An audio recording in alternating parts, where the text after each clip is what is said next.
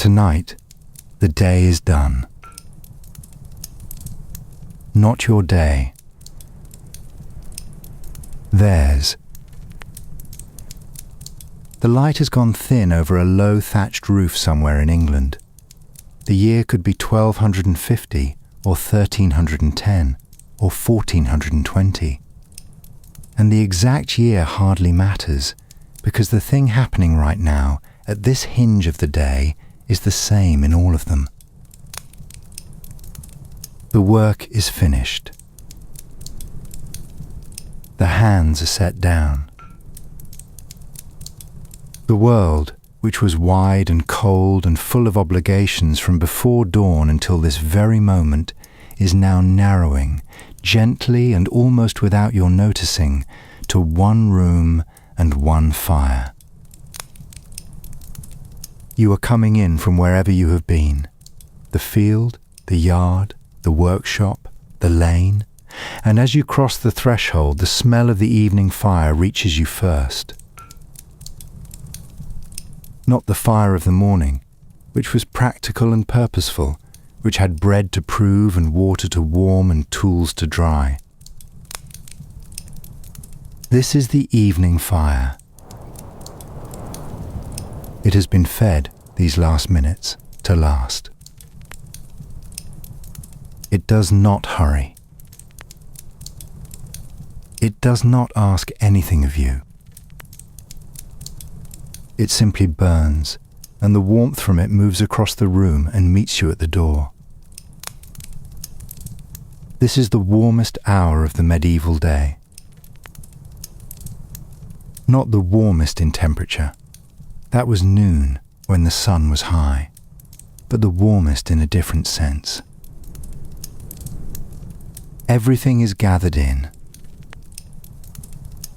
Everyone is here.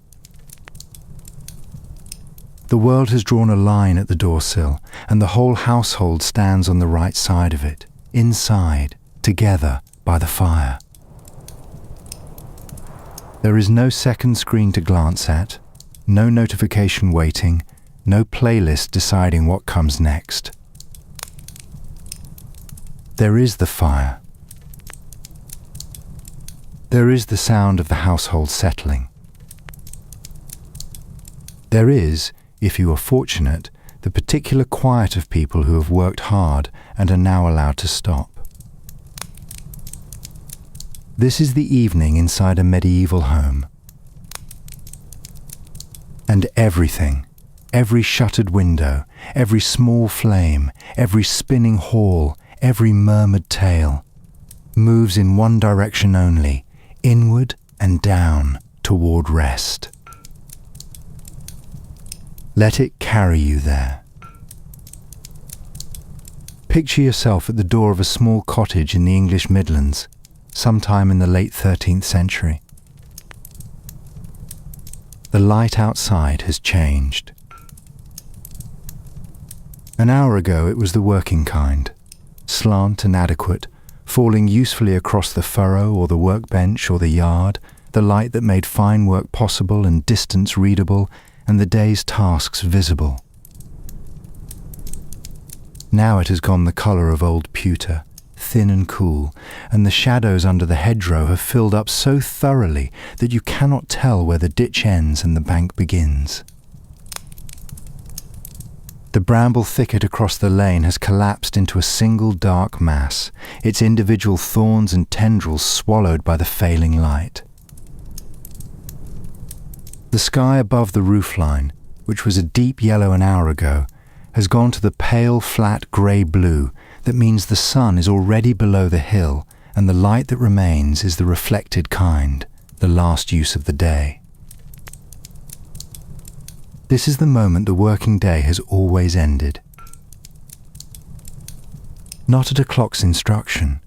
There are no clocks in this cottage, no device on the wall counting the minutes toward a fixed stopping point, no alarm, no calendar notification to mark the shift's end. The day ends because the light ends. It is as simple and as final as that. By today's standards, working without any artificial light supplement and stopping when natural light fails, would represent a radical restructuring of the entire economy of the day. Here, it is simply what everyone does, every day, without question or choice. Fine work, the stitching of a seam, the setting of a fresh tooth in a wool card, the reading of accounts, all of that has been made impossible by the failing light in the same quiet, inarguable way that rain makes outdoor work impossible. The light withdraws, and work follows it. There is no negotiating with either. You knew this morning, when you started the day's fine work, that you had a finite number of hours in which to do it, that the sun would decide when those hours ended, and that there was nothing to be done about that fact except to make good use of the light while it lasted. You have been keeping half an eye on the sky for the last hour, the way medieval workers always did. The light was the day's real clock, more reliable than the church bell heard distantly through the trees, more reliable than any estimation of the hour from the angle of shadows. You knew it was getting late, not because anything told you, but because the light said so, shifting by slow degrees from its afternoon gold into this grey blue, this cool pewter, this particular shade that means, now come in. The blue hour. Scholars of later centuries would learn to call it that. This interval between the sun's setting and the full dark, when the sky keeps a pale, luminous quality that the eye strains to use. You do not have a name for it.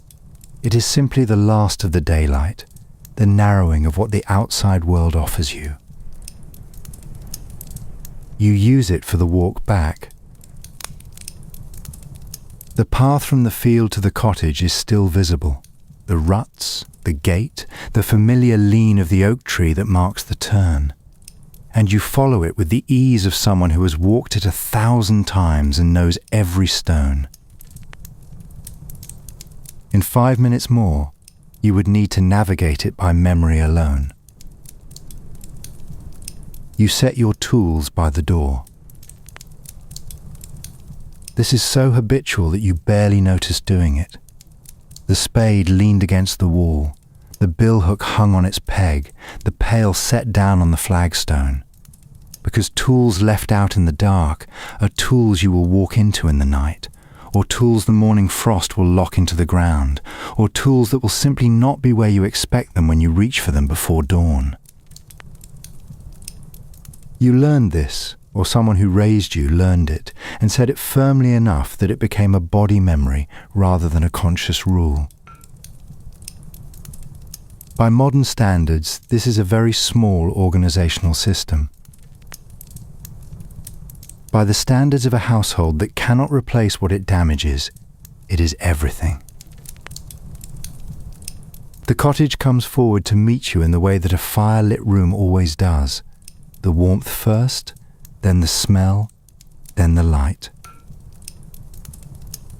The warmth is the fire's most generous quality. It comes to you. You do not have to go to it. Even before you have properly crossed the threshold, the air changes at the doorway and the particular cold of the outside world. The cold that has been sitting against your face and hands for the last hour stops reaching you. Your face feels it before your mind has processed what changed. The cold ends and the warmth begins, and you step across the line between them. Now picture yourself inside. The floor is earth, packed firm by generations of feet, strewn with rushes that were laid fresh a few weeks ago and still carry something of the green smell of growing things. The walls are wattle and daub, a lattice of woven sticks plastered over with a mix of mud, straw, and animal dung, whitewashed on the inside where the plaster has been smoothed, rough on the outside where the weather has worked on it. The ceiling is the underside of the thatch, and the thatch is supported by the rafters, and the rafters are black with years of smoke from the fire that burns in the middle of the room on its stone hearth. By modern standards, this is a profoundly simple interior. No insulation beyond the thatch, no damp-proof course, no underfloor heating, no wallpaper. But it is dry, it is warm, and it is home. The smell is wood smoke and something being cooked. The pottage pot, which has been on its hook above the fire most of the day, and damp wool drying somewhere close to the fire's edge, and the rushes on the floor, and very faintly the animal smell of the beasts in the lower end of the building. These smells are not unpleasant to the person who lives here. They are the smell of the house. They are so ordinary as to be nearly below noticing, the way the smell of your own home is below noticing until you have been away from it and return. Others are coming in around you. The household does not arrive all at once. It reassembles by degrees, the way all gatherings do. First one, then another. The children called twice before they came. The door is opened and shut, letting in brief rectangles of the darkening outside world and the chill air that comes with them.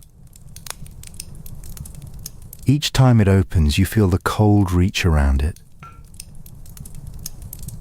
Each time it closes, the warmth gathers again. The room grows a little louder, a little more inhabited, as the household reconstitutes itself from its scattered daytime positions. Someone adds fuel to the fire. The fire has been burning all day. It was burning when you left this morning. It was burning while you were in the field, and it will be burning when you wake tomorrow if tonight's tending is done right. Now, in the evening, it needs a different kind of feeding. A log is set, or a thick faggot of bound sticks, and the fire accepts it and begins to work on it, the light of the room lifting a degree or two as the new fuel catches. Not lavishly. Every stick represents labor, cutting and carrying and drying, but deliberately, with the eye of a person who knows exactly how much fire the evening needs.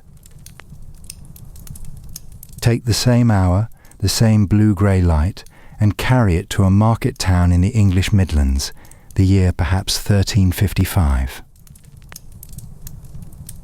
Here the craftsman who has been working at his bench all day, a joiner, or a tanner, or a candle maker, or any of the dozens of trades that a market town requires, is making his own accounting with the failing light. His window faces the lane, and the lane is narrow, and the houses across it block what little light a low winter sun provided. He has been working by the best window all afternoon, moving his bench as the light moved, finishing the last piece of work that can reasonably be called good work in this light. He sets the last piece aside. It will need an hour's attention in the morning, when the light is better. This is not frustrating to him. It is simply the nature of winter work, the daily accommodation to what the light allows. He has no electric lamp that he is resisting switching on out of some misplaced principle. He has the window, and then he has the fire, and the window is no longer sufficient. He calls the apprentice to bank up the hearth and goes to wash his hands in the basin before the household gathers for the evening. The working day ends not with a declaration, but with a settling. A coat peeled off. A pair of boots set by the door. A stool pulled close to the fire. A pair of hands held out toward the heat without any particular intention. Just the instinctive pleasure of warmth reaching palms that have been cold since morning. The day, which was wide and various and demanding, is folding itself up. The evening, which is warm and small and present, is opening. And so the evening begins. Now take the same hour and carry it back 2 centuries to a village in the Cotswold Hills, the year closer to 1200. The house is smaller here and older. A single-room cruck house, its timber frame 2 great curved timbers meeting at the ridge like hands pressed together, the walls wattle and daub between the crucks, the thatch above so thick it could pass for a solid thing. There are no windows to speak of, only a single slit cut in the south-facing wall, closed by nothing more than a board on a peg. The fire is on the floor at the room's centre. The household is 1 man, his wife, their 4 children, a dog of uncertain extraction, and whatever livestock is housed at the dark end of the building. The light fails here at exactly the same moment it fails over the craftsman's bench in the market town 100 years later. The sun goes below the hill, and the world closes down, and the household comes in. The children come in from wherever they have been. They have been told to come in 3 times, and on the 3rd time the tone was different enough that they came. The man comes in from the close, where he has been seeing to the animals. The wife, who has been in or near the house all day tending to the things that need tending, simply continues doing what she has been doing. The fire is fed. The door is shut. The details change across 2 centuries and across the social scale. The feeling does not change. The blue hour goes grey, and the grey goes dark, and the house is the same house it has always been at this hour. The warm one, the lit one, the one you are inside of, with the bar on the door, and the fire going, and the people you belong to gathered in the same small space. You could carry this forward 1 more step, to a manor house somewhere in Kent, the year 1400. The house is larger, a hall house with a proper hall and a parlour beyond it and a solar above, a real chimney in the wall, glazed windows in the solar if not in the hall, proper chambers for the family and pallets in the hall for the servants. The evening here begins with more ceremony. The candles lit by the household steward, the hall prepared, the family gathering for supper at the high table. But even here, the same hour does its work. The light fails. The household comes in. The shutters are closed. The evening draws the household in around its fire. And the warmth is the same warmth, the fire's warmth, the warmth of being inside rather than outside, the warmth of the household gathered in against the particular cold of the evening. The working day ends not with a declaration, but with a settling. A coat peeled off. A pair of boots set by the door.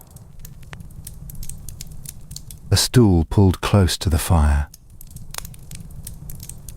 A pair of hands held out toward the heat without any particular intention. Just the instinctive pleasure of warmth reaching palms that have been cold since morning. The day, which was wide and various and demanding, is folding itself up.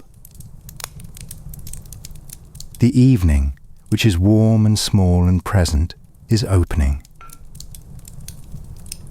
And so the evening begins. Before the evening can properly settle, the house must be closed. You do not leave the outside world out of doors by accident. You put it out of doors deliberately, one opening at a time. The windows of an ordinary cottage in medieval England are not glass. Glass is for churches, the great east window of the parish church a mile away, the small lancets in the wall above the nave that let in the coloured winter light on feast days. Glass is for wealthy households, for the manor chamber where the lady might sit and read by a glazed pane without the draught freezing her fingers. For the cottage, for the craftsman's house on the town lane, for the overwhelming majority of homes in medieval England from the years following the conquest well into the 15th century, the window is an opening in the wall with a wooden shutter. That is all. The sophistication is in the fitting, not the material. The shutter is a hinged board, or a pair of boards, most often hung inside the frame so it swings inward and lies flat against the wall when the day requires it open. In the evening it is swung shut and held by a wooden bar, a length of timber that drops into brackets on either side of the frame or passes through an iron hasp and holds the shutter against whatever the night brings, wind, rain, the cold, the small creatures that would like to come in. There is no spring-loaded mechanism, no double-glazed seal, no foam weather stripping around the edges. It is two pieces of wood doing what two pieces of wood have always done, one to cover the gap, one to hold the other in place. By today's standards, this is a minimalist window system. By the standards of a house in which every gap in the wall represents a direct loss of the warmth the fire has worked to produce, it is an entirely sensible one. The bar drops, and the draught that was moving the fire's light all through the afternoon, the one that was finding the gap between the shutter's edge and the frame and pushing through in a cold tongue of air, goes quiet. Not silent, but quieter. The room tightens around its warmth. You feel this immediately. The air near the window stops moving, the fire's flame steadies, the particular cold pressure of the outside world against this side of the wall decreases. The room has become more itself. Smaller openings, and most cottages have 2 or 3 small secondary windows alongside the main shutter, cut more for light than for looking out of, are sometimes covered with materials other than solid wood. Oiled cloth stretched over a wooden frame passes a grey, diffused light through during the day while keeping out the wind and most of the rain. Oiled parchment does the same thing with slightly more translucency. Thin slices of animal horn, scraped to near translucence and fitted into a wooden frame, are somewhat more expensive and somewhat more effective, a material that wealthy households might choose when glass was not available or not affordable. None of these is glass. All of them are making the same negotiation with the outside world. Admit some light during daylight hours, resist the cold and the wet, and at night, when there is no daylight left to admit, simply keep the dark at bay as well as possible. Now consider the same question in a grander house. You might expect that the king's residences would handle things differently, and they do, up to a point, but perhaps not as differently as you would expect. The liberate rolls of Henry III, The royal expenditure accounts running through the years 1232 to 1269 record among their many items the ordering of fur shutters for the king's chambers. Some of those shutters were painted with the royal arms: the 3 golden lions on red, the fleur-de-lis of France, the heraldic devices of the English crown in the 13th century. Painted on wood, on a shutter, on an object that every night was swung shut and dropped into its bar and left. In Cambridge, accounts from 1432 record shutters being oiled, treated with linseed to keep the wood from warping and the fit from loosening over the winters. Even the king's windows closed with a plank. Even the shutters with the royal arms painted on them were still just wood on a hinge and a bar through a hasp. The gap between the cottage's rough boards and the great house's painted and oiled ones was real. It was the gap between rough carpentry and fine carpentry, between unpainted board and gilded lions. But the mechanism was the same. Both kept out the same dark. The king's shutters were the cottage shutters, made elegant. You close the windows in sequence, working around the room. There may be 1 main shutter and 2 smaller ones, or 2 main shutters, depending on the size and arrangement of the house. Each one makes its contribution to the room's warmth, each bar falling home with the particular sound of timber meeting iron. A quiet, definitive sound, a sound that says, "That quarter of the world is done for tonight." The psychological shift that comes with closing the house is genuine and immediate, and it is something that modern insulated double-glazed houses do not produce in quite the same way. Because modern houses, with their insulation and their double glazing and their cavity walls, are never quite as porous as a medieval cottage, and the closing of a window does not have the same weight. Here, the open window is the outside directly in the room with you. Cold air, outside sounds, the dark. The closed and barred window is the outside excluded. The difference is felt, not merely inferred. The door is last and most significant. The door of a medieval cottage is a heavy thing, a wide plank of oak or elm, hung on iron hinges that are large and plain and built to last, because the door is one of the household's most significant investments in security. It closes with a latch, a simple swinging bar on the inside that drops into a bracket, and is then secured for the night with a drawbar, a length of timber, sometimes as thick as a man's forearm, that drops into iron brackets bolted to the door frame on either side. When that bar is in place, the door will not open from the outside without either a key, and most cottage doors have no lock, only the bar, or considerable force. The bar is the household's only real security system. No alarm, no camera, no mechanism that alerts anyone to interference. Just the bar, and the fact that anyone forcing it would make a great deal of noise in the process. The act of drawing the bar is not merely physical. There is no way to live in a house and perform that act every evening of your life without it becoming something larger than its mechanics. The bar drops, and the household is sealed for the night. Whatever is out there, the dark lane, the cold field, the world of strangers and weather and the neighbour's dog and the obligation of tomorrow, is out there.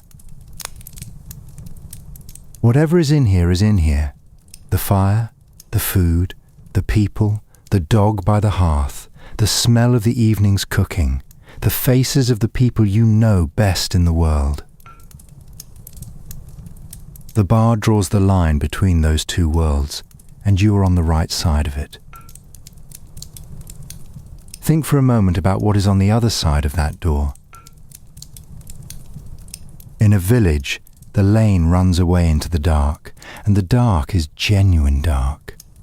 Not the partial darkness of a modern night where streetlights keep the sky a permanent pale amber, and you can always see roughly where you are going. This is dark that is dark all the way down, a darkness without any modern equivalent except perhaps a power cut in a rural area with no moon. You could walk out of that door on a cloudy winter night and not be able to see your own hand at arm's length. The world outside the door, after this hour, is a world navigated by memory and feel, not by sight. The path to the well, the path to the church, the path to the neighbour's house. You know them, but you know them the way you know a familiar room in the dark. Not by seeing, but by having moved through them so many times that the sequence of steps is in your body. In a townhouse, the evening's closing has an additional component, the closing of the shop. The craftsman's workshop, which has occupied the street-level room all day with its wooden shutter let down on its prop as a counter open to the street, has that shutter raised and secured as the light fails. The street sounds, which have been present all day, the vendor's call, the wheel clatter of a cart on cobbles, the voices of people conducting their business in the public lane, are not silenced by closing the shutter, but they are muffled and pushed to a manageable distance, a murmur rather than a presence. The family retreats from the public half of the building into the private half, the hall behind the workshop, or the chamber above it, where the family fire is burning and the family's evening can begin. In a townhouse, closing the shutter is the moment when the craftsman stops being a tradesman and becomes a householder. The moment when the day's public face is folded away and the private evening begins. The shutter is the line between those two identities, just as the bar on the door is the line between inside and outside. Even there, the bar drops. The world is outside. The household is inside. There is also a purely social dimension to the barred door that is worth dwelling on. In a medieval village, the house holds privacy, which is limited in daylight hours, when comings and goings are visible to everyone and the lane and the yard are shared spaces, is constituted largely by the shut door. While the door stands open, the house is public in the way that any space with an open entrance is public. People can call from the lane, can step in without particular ceremony, can observe who is inside and what they are doing. When the door is shut, and particularly when it is barred, it is a statement. The household is closed for the day. This is a distinction that would be obvious to any neighbour in the lane and would be understood and respected. The barred door means not now. Now picture yourself making that last round of the house in the evening. A moment or two before the door is barred, checking the shutters already closed, running a hand along the bar on the window to confirm its seating, noting the fire's state and whether it needs anything before the evening is settled. This is a task of perhaps 5 minutes if the house is small, and it is a task that amounts to a review. Is everything in its proper state for the night? Is the pot covered? Is the rushlight holder in its place? Are the tools inside that need to be inside? Is the door secure? You know the house well enough to do this check almost without looking. running it by feel and memory as much as by sight, the way you run any familiar routine. Then the bar goes across the door. You go back to the fire and let the warmth reach you and feel what everyone who has ever lived in a house with a door and a bar has felt at that moment, when the last latch is secured and the room is closed around its own warmth. Something that has no single name, but that lives somewhere between safety and relief, and the particular satisfaction of being where you are meant to be at the exact hour when you are meant to be there. The evening is properly begun. There is only one fire.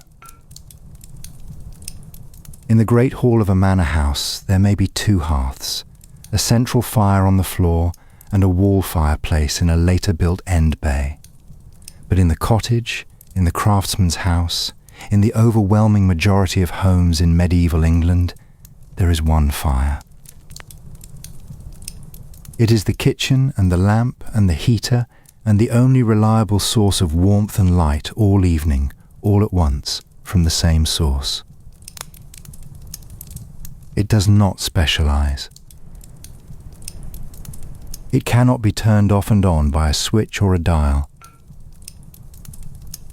It must be managed continuously, and its management over the course of a day and an evening is one of the household's core competencies, as fundamental and as unremarked as knowing where the food is kept or how to find the door in the dark. The hearth is on the floor in most cottages, an open fire built on the flat stones or the packed earth of the main room, with the smoke rising toward a hole in the thatch or a fitted louver above. The louver is a square wooden hood set over the roof hole, designed to let the smoke out while keeping rain in abeyance. A simple device, effective enough that it was used for centuries, unremarkable to everyone who lived under it. You notice the louver most when the wind changes direction and the smoke stops going upward and instead flattens and spreads across the upper half of the room, and everyone in the household simply ducks below the layer without discussion, the way you adapt to something that has happened many times before and cannot be fixed except by waiting for the wind. Picture yourself sitting near that fire on a January evening in the 1290s, a cottage in the West Country somewhere.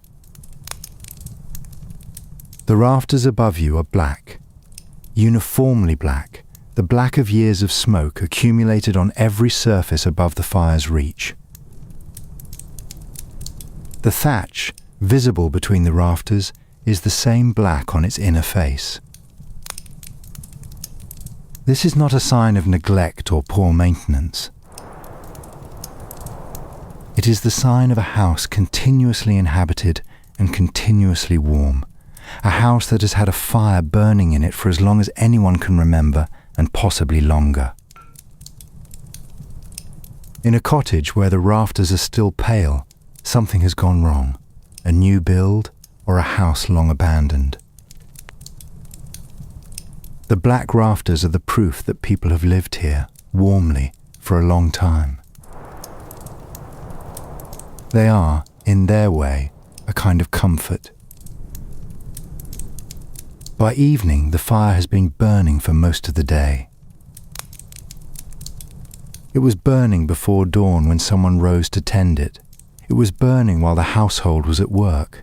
It will be burning through the evening and into the deep night in its banked form. It is not the same fire. Fires are managed, fed, raked, regulated, but it is a continuous fire, never allowed to go entirely cold, because a cold hearth means starting from nothing with flint and steel and char cloth, a task that can take a quarter hour on a good morning and considerably longer on a wet one, when the char is damp and the first sparks die before they can be coaxed to life. The fire has been kept. This is itself an accomplishment, daily and unglamorous and entirely necessary. Now, in the evening, the fire needs a different kind of attention. The daytime fire was a working fire. It boiled water, cooked the pottage, dried the wool left too close to its edge, singed the hems of children who played too near it. It was a fire with jobs to do and a household that expected it to do them. The evening fire is asked to be something else, a source of warmth and light for the household's gathering, sustained and steady, burning long rather than hot, lasting not for an hour but for the whole of the evening. You feed it with care. A log is added, not green wood, which steams and smokes and gives poor heat, but seasoned wood, dry, the kind that has been stacked in the lean-to since before the summer and has lost its water content through months of airing. Or a block of peat, if peat is what the land around here yields, cut from the common bog in June and stacked to dry through the summer, each block a dense, slow-burning accumulation that smells sweet and earthy when it burns, quite different from wood. Or a bound faggot of brushwood, which catches quickly and burns bright and hot, but briefly useful at the beginning of an evening when you want the fire to lift quickly for the gathering. Whatever the fuel, it is placed with the particular deliberateness of someone who has done this 10,000 times and knows exactly what angle and arrangement produces the right result. The fire that burns steadily and does not need constant attention, that will not blaze up and die in an hour but will hold its heat through the evening. There is no thermostat, no pilot light, no way to simply set the fire at a particular level and leave it. You read the fire the way a sailor reads the weather, by long experience and close attention, and with the understanding that it is always possible to be wrong. Everyone faces the fire. This is not a social convention that could be reversed by rearranging the furniture. It is a physical necessity. The fire is the only light source bright enough to work by, and you must face it to use it. The fire is the only consistent source of heat, and you must face it to be warm. You face the fire the way a plant faces the sun, without deliberate choice. The room is arranged accordingly. The bench runs along the side facing the hearth, the stools are pulled to the nearer side, the work surfaces are positioned to receive the fire's light.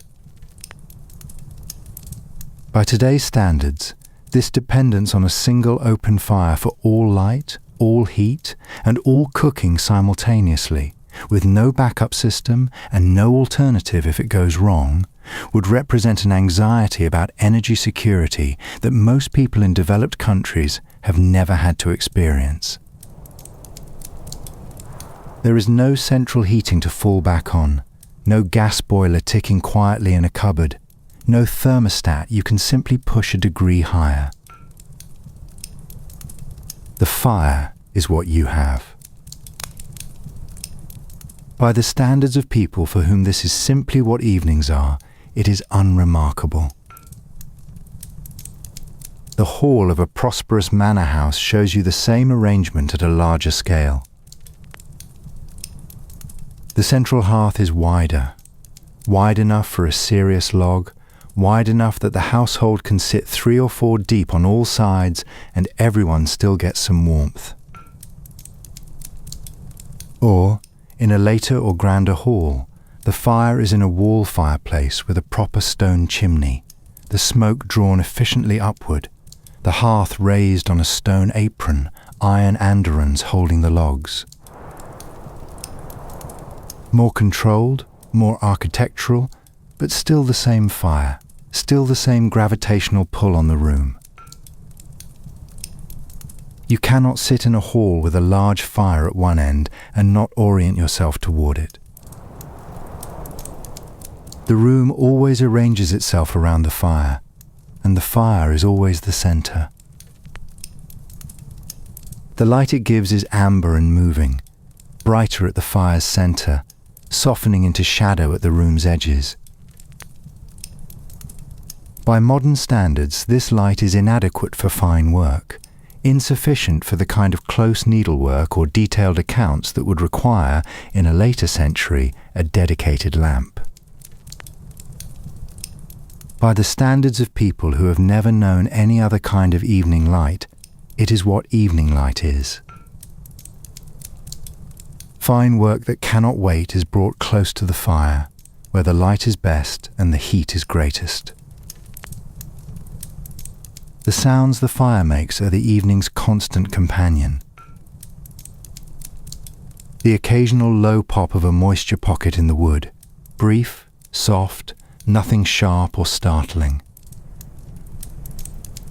The hiss of bark catching at the fire's edge. The slow collapse of a burned-through log, a sound like a long, careful exhale. The faint draw of warm air upward through the roof hole, the house breathing. These sounds are familiar enough to be nearly unheard, the way the sounds of your own home become part of its silence. They are not sounds that wake you. They are sounds that anchor you. Every shift of the embers is a small reassurance. The fire is here, the warmth is running, the evening is in hand. There is a quality to firelight that no other light quite matches. The warmth and the light come from the same source, and they are inseparable. You cannot have the fire's light without its warmth, cannot have the warmth without the light. This will seem a trivial observation from inside a world of electric bulbs and central heating, where light and warmth are entirely uncoupled and can be had in any combination. In this room, in this evening, it is simply what light is. It comes with warmth attached. The warmth is in the light. The light is in the warmth. Together, they are the evidence that the evening is proceeding correctly, that the household is gathered and warm and present. Toward the end of the evening, before the prayers and the beds, someone will rake the fire. The burning logs will be nudged inward so the remaining coals are concentrated at the center, and the ash will be pushed up around them with a flat stone or a simple iron scraper, covering the embers, insulating them, slowing their burn to the lowest sustainable rate. Just enough life in them that in the morning, with a careful breath blown close to the ash and a little dry kindling laid gently on the uncovered coals, the fire will wake again. The fire is the last thing tended before sleep, and the first thing sought at dawn.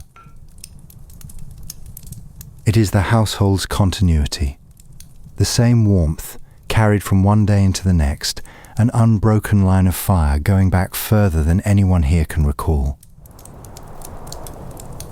Now consider what the fire is doing besides burning.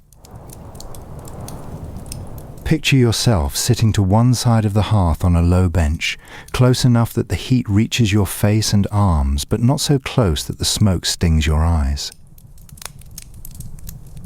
The fire in front of you is a living object, not metaphorically, but in the practical sense that it is consuming material and producing light and heat and sound, and requiring your attention and management in the way that any living dependency requires attention. It is also, in the register of the evening, a kind of companion. It makes sound. It moves. It changes. It responds. A breath of air across the room makes it shift. A new log makes it brighten. A log settling into ash makes it dim.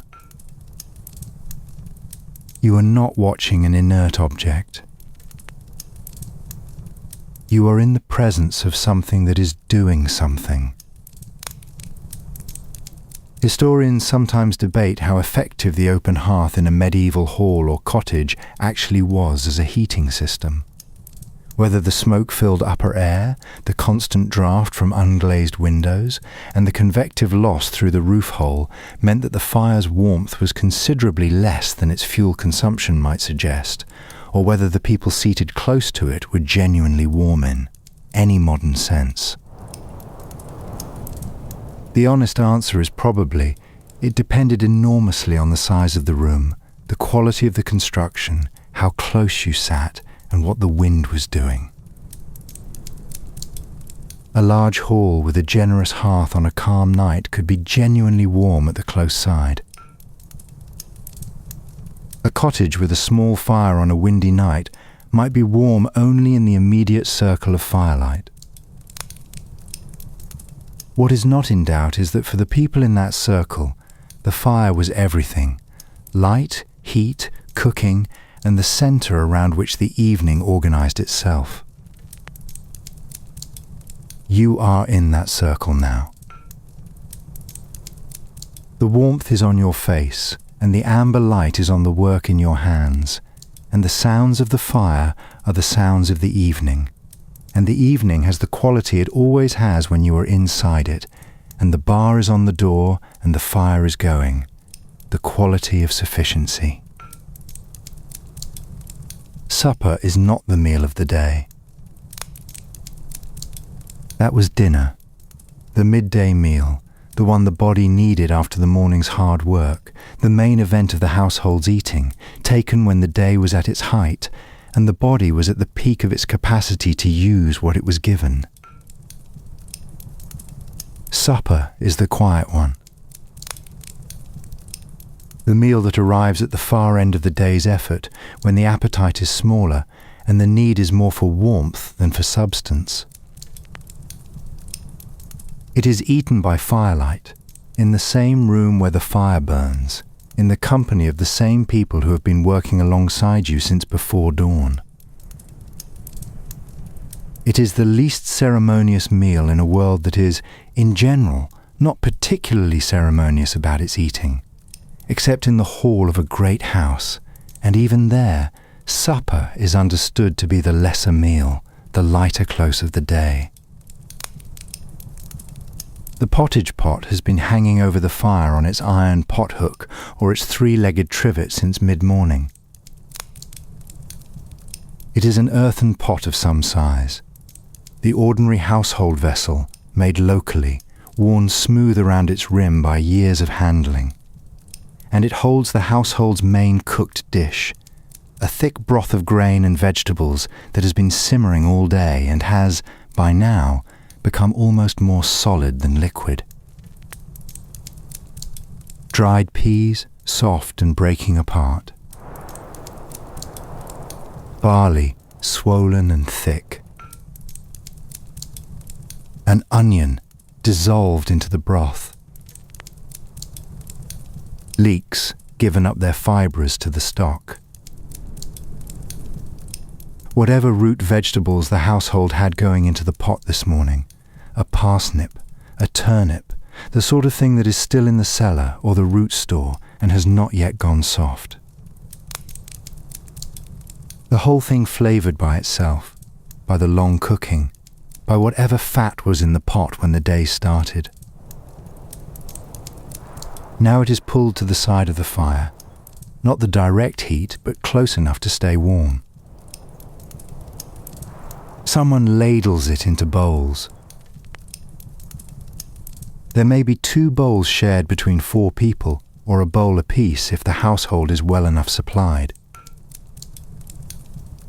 The bowls are wooden or earthenware, their interiors worn smooth and slightly darkened by long use, each one belonging to its particular user the way a habitual chair belongs to its habitual occupant. There are no forks, not here, not in this cottage, not at this table. Forks, as eating instruments, are not absent from the medieval world, but they are not yet the ordinary domestic utensil they will become in much later centuries. There is a spoon if the household has one, and bread for mopping, and a shared cup of thin ale that passes around the group without any particular formality. The eating happens near the fire. Not necessarily at the board. The board on trestles that serves as the household's table during the day is sometimes pushed to the wall in the evening when the family wants to sit close to the warmth, so people sit on stools and benches near the hearth with bowls held in both hands, the bowl's warmth spreading into the palms that have been cold since morning. This is not a hardship. This is supper. The warmth of the clay in your hands, the warmth of the steam rising from the broth, the warmth of the fire on your face. 3 kinds of warmth arriving at once after a day that spent most of its hours in the cold. The dog is positioned nearby, as the dog always is at mealtimes. It has a specific waiting posture it reserves for these moments. Not begging exactly, not demanding, more like attending, with the particular focused patience of a creature that has learnt through long experience that patience at mealtimes is more reliably rewarded than impatience. It sits very still and watches the bread with an expression that could be described, if you were feeling generous, as hopeful. Before eating, a few words of grace. Not the elaborate blessing of a monastic refectory, not the formal prayer of a great household with its chaplain and its Latin office. A short formula, the household's habitual words of thanks before food, the kind of prayer that is said quickly and sincerely and without much theological weight behind it. The lay piety of a medieval cottage is not well documented because it is ordinary. It leaves no records, produces no controversy, attracts no commentary. It is simply what people do before they eat, the brief acknowledgement of the benefactor before the gift is received. The formula is said. The sign of the cross is made. The eating begins. There is a particular quality to eating together after hard work that cannot be separated from the other qualities of the evening. The warmth in the bowl, the warmth of the fire, the warmth of the people beside you. These are not 3 separate experiences, but one continuous state, and the state is something like safety. The day had its difficulties. The work did not go as planned in one detail or another. The shoulder that has been protesting for a week protested again today. The cow is off her feed, and someone needs to watch her. The weather tomorrow looks uncertain, and there is work that depends on the weather. All of that is real, and all of that is set down now, in the act of eating by the fire with the people you share the house with. A glance at the manor hall in the same evening hour would show the same essential transaction at a larger and more formal scale. Supper here is taken at the high table, the household arranged by rank as it always arranges itself. Family and guests above, servants below, the most junior at the furthest remove from the fire and the best light. There may be a second dish here, or bread of a finer sort, or ale that is better than thin. There may be candles on the table where there would be only the fire's light in the cottage. But even here, supper is the quiet meal, the lighter close of the day. The great feast, the elaborate service, the kitchen's full effort, those are for dinner, for feast days, for occasions. Supper is the ordinary coming to rest. The cottager eats from a shared bowl by the hearth. The Lord eats from his own trencher at the high table. Both are eating the same supper in the same emotional key. The cup of ale that comes with the meal is thin, low in alcohol, lightly hopped or not at all, the kind of everyday drink that was brewed at home or bought cheaply and consumed in quantity because water alone was not always safe and ale was. It is not wine. It is not the Gascon wine that might appear at the manor table. It is thin, slightly sour, slightly nutty, the taste of the everyday. By modern standards, it would not pass without comment. By the standards of a household that drinks it every day of its life, it is simply what drink is. The pot is set aside when the eating is done, the lid placed over what remains, protection against the dog's intentions, the contents saved for reheating in the morning if there is enough worth reheating. The bowls are wiped clean with bread or with a cloth. The cup is set on the board. The space in the room where the eating happened is absorbed back into the general space of the evening. The meal is finished. The evening now opens, the work of the hands, the small flames, the stories, the quiet unwinding toward rest. But first, and simply this, the bowl warm in your hands, the fire warm on your face, the company of people who know you better than anyone on earth, the small words of grace said in the ordinary way before eating, the pottage, the bread, the thin ale moving around the circle, the dog finally getting its crust. The evening's central goodness arrived at after the day's effort, warm and sufficient and shared. There is, in the years around the year 1300, no way to order food at any hour from any source. No way to heat something up in 2 minutes in a box on the counter. No way to eat alone in a separate room while staring at a separate screen. The supper is what the household made, eaten in the room where it was made, with the people who made it, by the light of the fire that cooked it. No delivery, no takeaway, no Uber Eats, and definitely no scrolling through menus on a device while deciding whether you want cuisine from 3 different continents. You want what is in the pot. The pot is already here.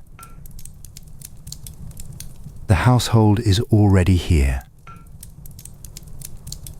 And the particular richness of that, the way the evening meal is inextricable from the evening and the fire and the company, is something that will take quite a lot of technology and several centuries to dismantle. There is one more thing worth noticing about the supper that is easy to miss when you are thinking about what is or is not in the bowl. The supper is the first moment in the day when the household is genuinely still. Not inactive. There is always something being done in a medieval household, but still in the sense of not going anywhere, not about to begin something, not in the middle of a task that will resume the moment the meal is done. At this moment, at supper, everyone is in the same place for the same purpose, and the purpose is simply to eat and to be here. The field is not making a claim on you. The shop is shut. The tools are by the door. The children are fed. The fire is burning. You are sitting with the people you live with, and you are eating, and the evening is ahead. Scholars who have tried to reconstruct the texture of medieval domestic life often note how much of that life is invisible, not because it was not happening, but because it was too ordinary to write down. Nobody wrote about eating pottage by the fire with the family on a winter evening in 1285, because that happened every winter evening in 1285 and in 1184 and in 1412, and would happen again tomorrow night. The extraordinary is what gets recorded. The ordinary is what gets lived. And what gets lived every evening in the overwhelming majority of homes in medieval England is something very like this: the pot pulled from the fire, the bowls filled, the few words said over the food, the eating done quietly together, and the mild, durable satisfaction of a day done and a body fed and the evening still ahead.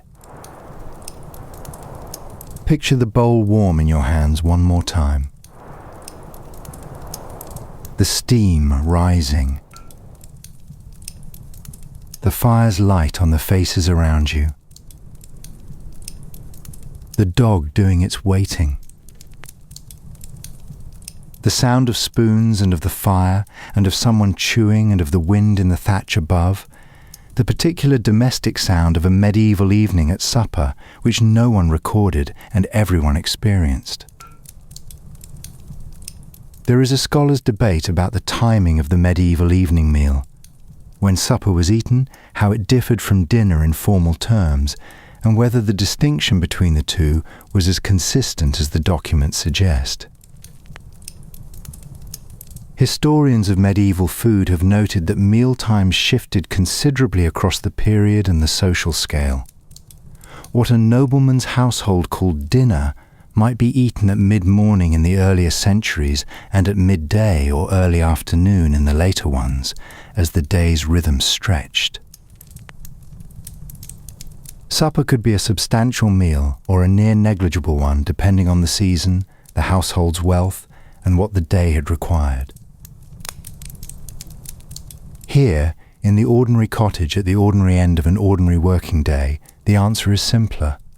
Supper is the warm thing you eat when the day's work is done, by the fire that is still burning from this morning, in the company of the people you have been working with since before dawn. Whatever the historian's precise category, that is what supper is. You know when you have had it. The meal is finished. The fire alone is not quite enough.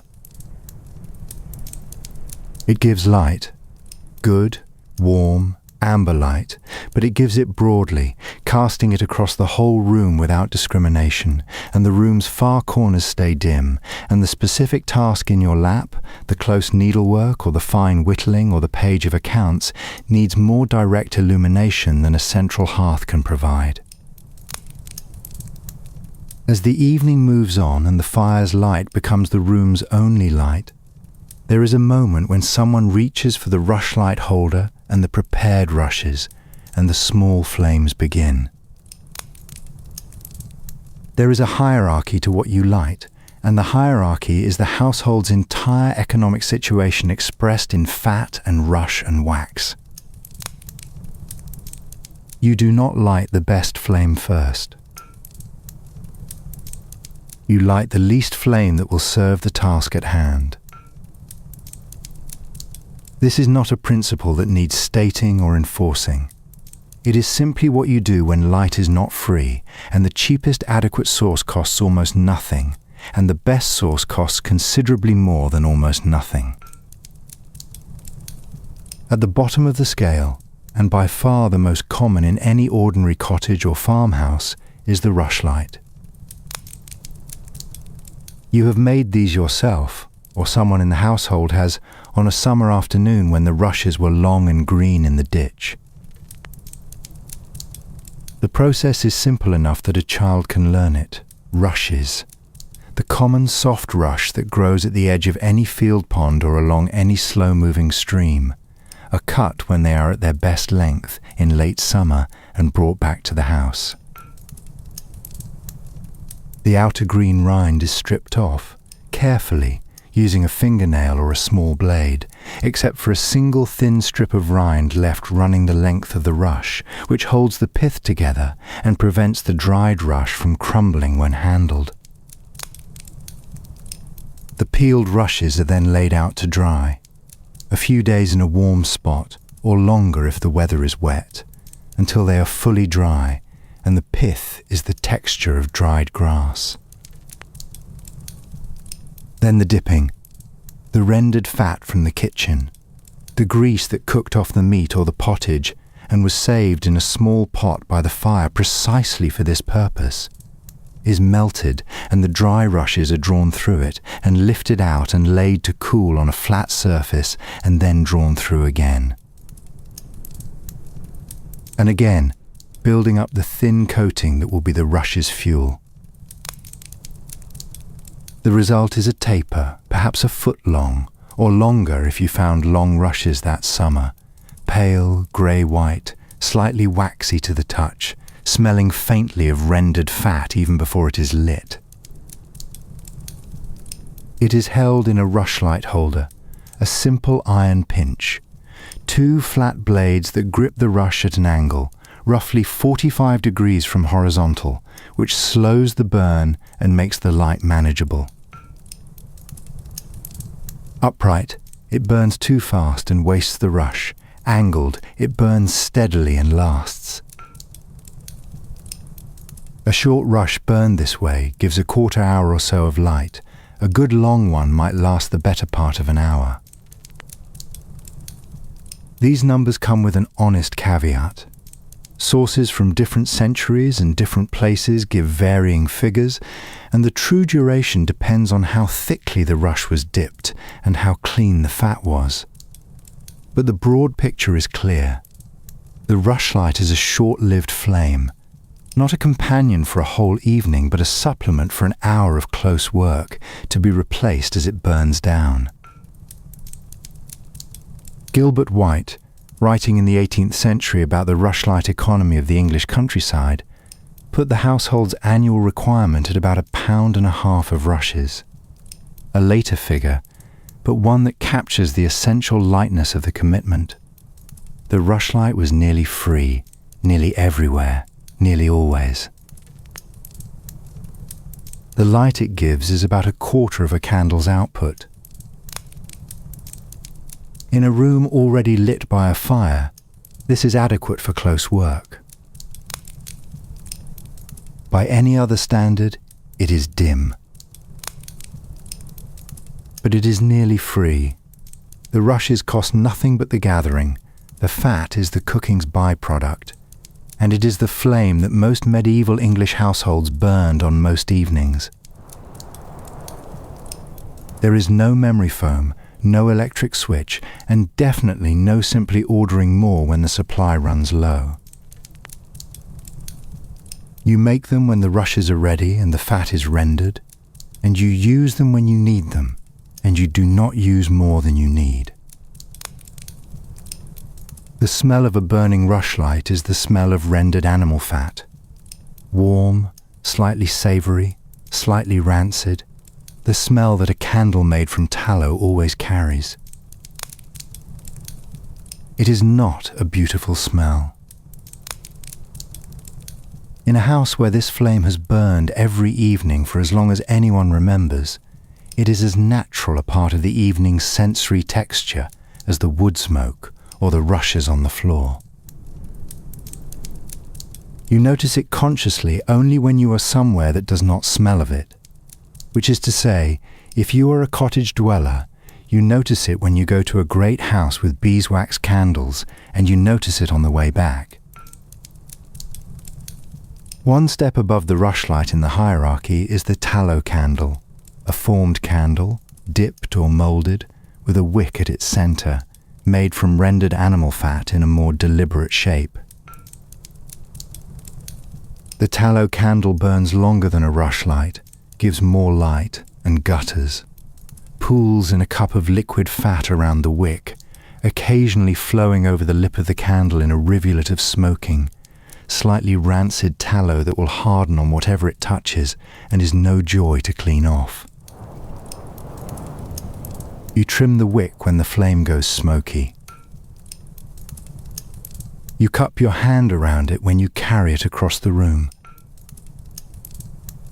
You do not place it near a draught. Managing a tallow candle is its own small skill, one that every person in a household that burns them develops through repetition. In a middling craftsman's house, or a townhouse with a merchant's modest income, the tallow candle is the evening's ordinary supplemental light. It costs more than the rushlight. The tallow must be bought or rendered from saved fat in larger quantity. The wicking must be prepared. The candle itself is an object of some manufacture. But it is affordable, and it gives genuine light, enough to work by for a full evening if managed carefully.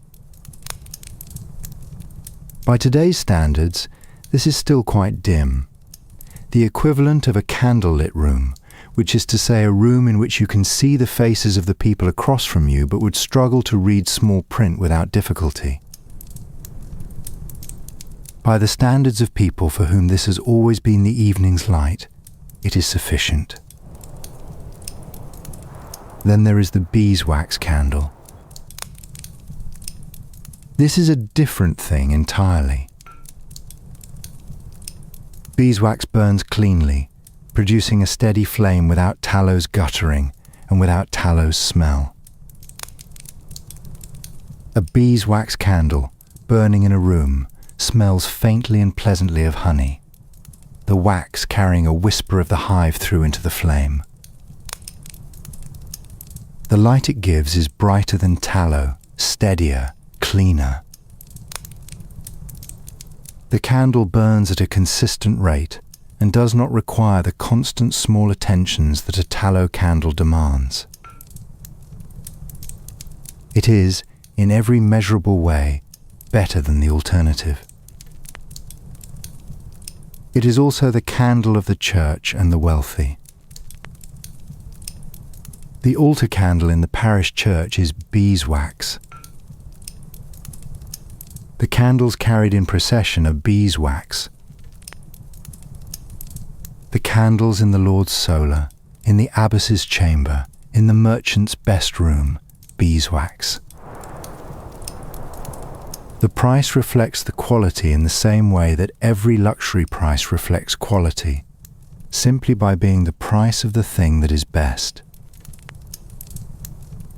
In a wealthy household, beeswax candles are an evening's ordinary comfort. In a craftsman's house, they are an occasional luxury for a feast day or a guest. In a poor cottage, a beeswax candle is a treasure kept in the chest for specific need, for a birth, an illness, a night that requires better light than a rushlight can give. It would be lit with deliberation and extinguished with care, the burned stub saved for the next occasion. Picture yourself in the cottage at this moment, the evening fire burning, the rushlight holder tipped to its 45 degrees and the first rush burning in it. The circle of light it casts is small, intimate, directional, falling specifically on the work in your lap. Everything outside that circle is the fire's light, warm, moving, imprecise. The small flame is the specific one, the working light, the one that makes the needle's eye findable and the grain of the wood visible. Lean toward it slightly, the way people always lean toward small lights, and the work comes into focus. The smell of what you are burning tells anyone who enters the room what kind of household this is and what kind of evening is being kept. The rush and fat smell of the cottage. The tallow smell of the town household making do with what it can afford. The honeyed clarity of beeswax rising from a candle on a manor table. These distinctions were legible to any nose in medieval England. Instantly and automatically, the way social signals always tend to be legible when everyone shares the same vocabulary of experience. There is something worth dwelling on about what the small flame does for the room that the fire alone cannot. The fire's light is broad, a warm, generous, undiscriminating light that falls on everything within its reach without choosing. It lights the whole room and none of the room specifically. It makes you able to see the people across from you, the shape of the furniture, the position of the door. But it does not let you read fine print. It does not let you thread a needle reliably. It does not give you, in the place where your hands are working, the specific, directed light that close work requires. The rushlight gives you that. It gives it in a small circle, a circle perhaps a foot across at the surface of your work, and everything outside that circle is the fire's light again, warm and general. But within that circle, you have working light. The needle's eye is findable. The grain of the wood is readable. The dropped stitch is visible. You lean toward the small flame the way you always lean toward the specific thing, toward the light that is addressed to what you are doing rather than broadly to the room. One last thought about the candle before the segment moves on. Candles in the medieval world were counted. Not counted as an expression, but actually counted. Households that bought candles by the pound knew what they were spending, knew how many evenings a pound represented, knew which evenings justified the better candle and which did not. The idea that you would simply light a candle whenever the mood struck, that light was available in any quantity whenever you chose, is an idea that requires electricity and the 19th century before it becomes anything like true. Here, the candle is a resource with a finite supply and a calculated lifespan, and you use it accordingly. No central heating, no LED overheads, and definitely no simply pressing a switch and flooding the room with light. The small flame is what you have. You make it last. Consider, also, what it means to be dependent on light that moves and breathes and changes. Modern electric light is the opposite of firelight, flat, even unchanging, dead to the weather and the wind, identical at midnight and at dusk, in winter and in summer. It gives you no information about the time of day, no sense of the season, no indication of the weather beyond the window. The rushlight and the fire give you all of those things. The fire is lower in summer, when the evenings are longer and the room needs less warmth. It is higher in winter, when the cold comes early and the household sits close to it for more hours. The rushlight flickers when the wind finds the gap in the shutter. These lights are alive in a way that electric light is not, and the people who live by them are read by them too. The quality of the evening's light is part of the evening's information, and you have always known how to read it. The hands do not stop at supper. They rest while eating, which is a kind of stopping, but the evening's hours between supper and sleep are not empty hours in any household that can afford to use them. They are working hours, simply a different kind of working, the kind that can be done by firelight and rushlight, the kind that requires the hands but not the full concentrated effort that outdoor or workshop labour demands. The whole household is at work in this part of the evening. Not at the day's primary labour, the field work or the shop work or the heavy carrying that the morning required, but at the secondary work, the maintenance and making that keeps the household's equipment and fabric serviceable. The spinning and mending and whittling and sharpening and cord making and basket working that fills the hours between supper and sleep is not the same as the day's main effort, but it is not nothing either. It is the work that keeps the household intact, the work of replacing what is worn, making what is needed, preparing what will be used. The woman of the household, and the other women, if there are daughters old enough to be useful, are spinning. The drop spindle is in her hands, a weighted disc of clay or stone or bone. The haul, threaded onto a thin wooden spike, the spindle, which hangs from the thread already drafted from the distaff. The distaff is a long stick, tucked under the arm or propped in the belt, from which the prepared wool or flax is drawn. The action of spinning with a drop spindle is ancient in a way that most domestic tasks are not. The same motion repeated by the same instrument for thousands of years before this evening and for centuries after it. You draw out the fibre, set the spindle spinning with a flick of the wrist, and the twist runs up the thread and into the drafting fingers, binding the loose fibre into something continuous and strong. The spindle drops, drawing the thread down with it, and when it reaches the floor, you wind the made thread onto the spindle and begin again. The spinning wheel is coming. It will arrive unevenly across England over the next century or two. The great upright wool wheel first, the treadle wheel after that, each one faster than the drop spindle for certain kinds of spinning, each one replacing the spindle in the households that can afford them and in the kinds of work they are designed for.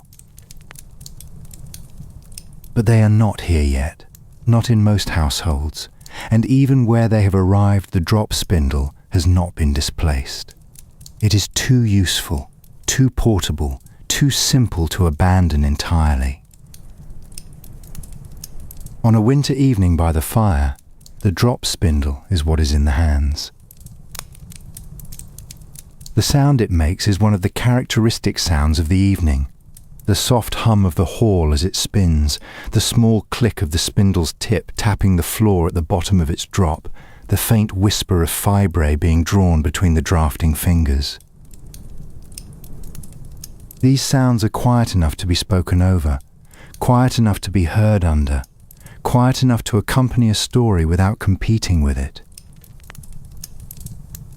They are the sounds of productive calm, not the silence of idleness, not the noise of effort, but the sound of hands doing something they know how to do and have been doing for years.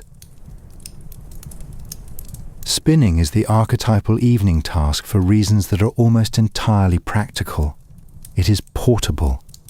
The distaff and spindle can be picked up and put down without losing progress, and the spinner can walk with a distaff under the arm and a spindle dropping from the fingers. It requires very little light. The fingers know the drafting by feel, and only occasional glances at the forming thread are needed. It can be interrupted and resumed.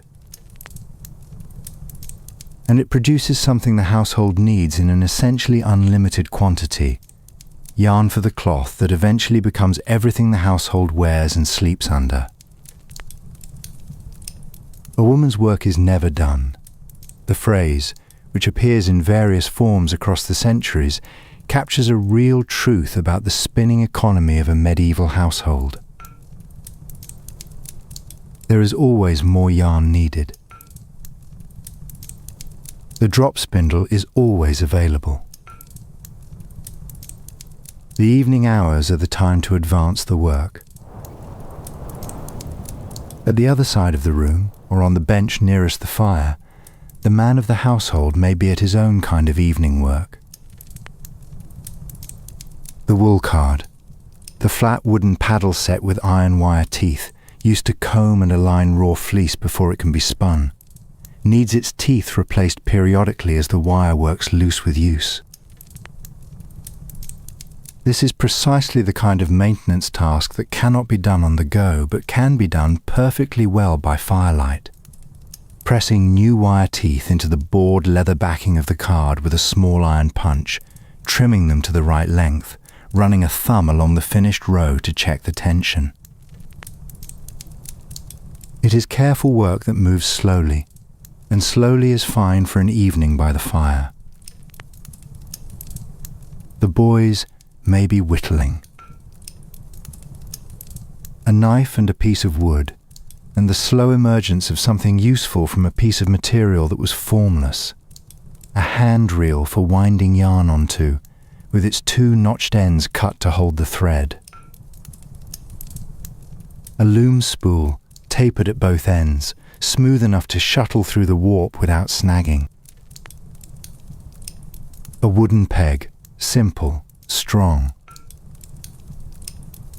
A spoon, the most satisfying piece of whittling, because the spoon has a clear intended form and a sequence of clear stages for reaching it, and the result is something the household will use every day of its life until the bowl cracks or the handle breaks, and then the pieces go into the fire and a new spoon is started. The curl of a wood shaving, paper thin, falling from the knife blade and drifting for a moment before settling on the rush-covered floor, one of the small pleasures of the evening's handwork, noticed or not. There is mending, too. The sock worn through at the heel, the shirt with a split seam, the glove that needs a new thumb. There is sharpening.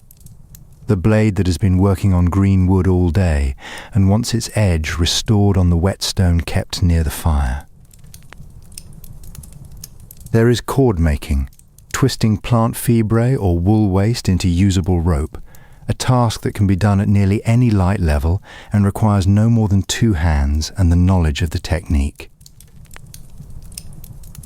There is basket work, if the household makes its own baskets.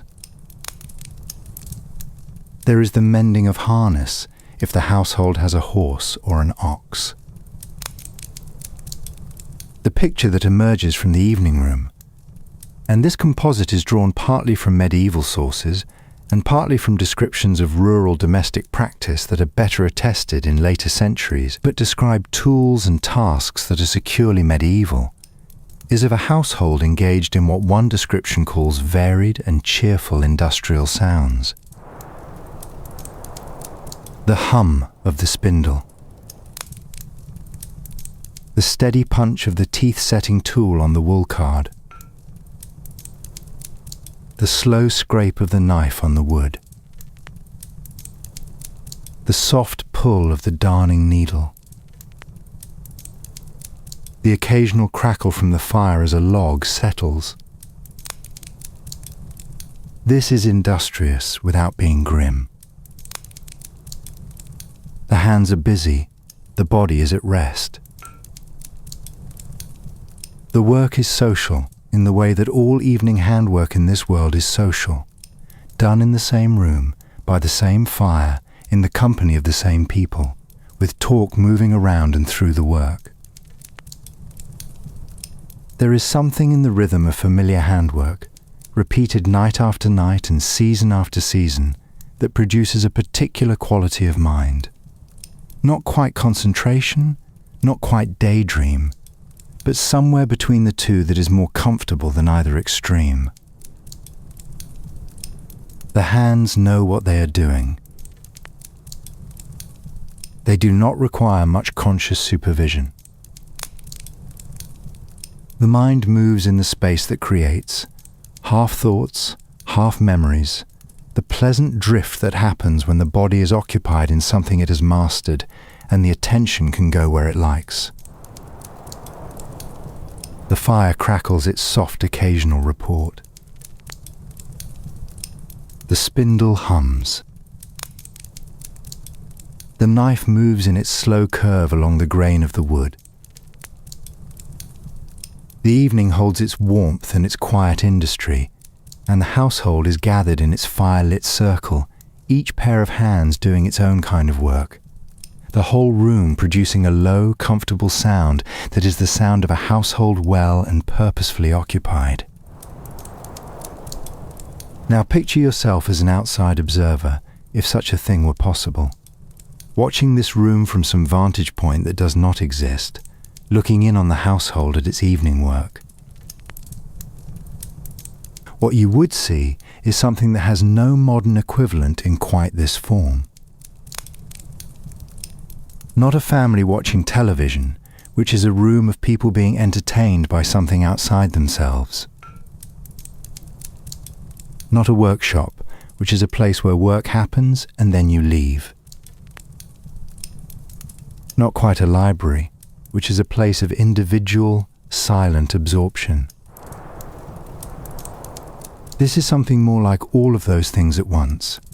A group of people doing productive work together, talking and listening in a single warm room around a single fire, without any of the spatial or temporal distinctions that modern life has built between work and rest and leisure and social life.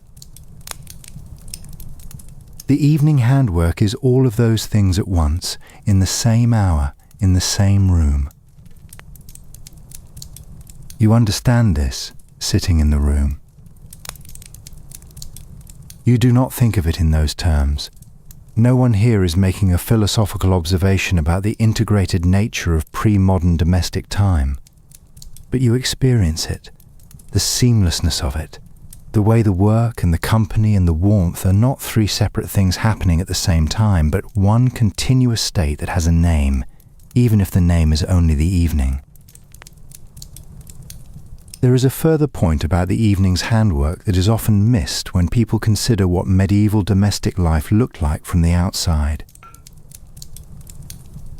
The handwork is how the household talks. In a room where 5 or 6 people are all occupied with something, the talk moves in and out of the work without anyone deciding to start a conversation or stop one. A question asked of the person across the fire is answered while that person's fingers continue the motion they were already making. The spindle does not stop, the mending needle does not come out of the cloth, the knife does not lift from the wood. The conversation and the work are interleaved, and neither interrupts the other. Someone observes something about tomorrow's weather. Someone else disagrees. A third person volunteers a reason, and all of this happens while the spindle hums and the knife moves. The talk is not about the work, usually. It might be about the field, the neighbour, a memory of something seen at the market, a worry about a family member, an ordinary assessment of how the season is going. But it happens because of the work, in the specific social space that the work creates. This is what evenings in a medieval household are for, in a social sense that goes beyond simple productivity. The evening handwork creates a shared space in which talk can happen without the awkwardness of talk that has no task attached to it. Nobody has sat down in a circle specifically to have a conversation. Everyone has sat down to spin, or whittle, or mend. The conversation is what grows in the space between the working hands. And because the work goes on for 2 or 3 hours every evening, the talk can go wherever it goes at the pace it naturally takes. Not rushed to a conclusion, not dragged toward any particular outcome, just the ordinary movement of a household's thoughts across the available surface of an evening. Now picture your own hands, occupied with something they know how to do, while the fire is low and amber and the spindle hums and the knife moves and the voices come and go. The work is almost done for the evening. The basket is further along than it was an hour ago. The sock is mended. The yarn on the spindle has doubled in its length. These are small advances, individually unmeasurable, but the hours have not been wasted. The evening's work is always the margin between the household that is slightly ahead of its needs and the household that is always slightly behind them. You are ahead for tonight. The hands work on. The fire burns. The evening deepens. Here is a question worth sitting with for a moment. What does it mean to spend your evenings making things?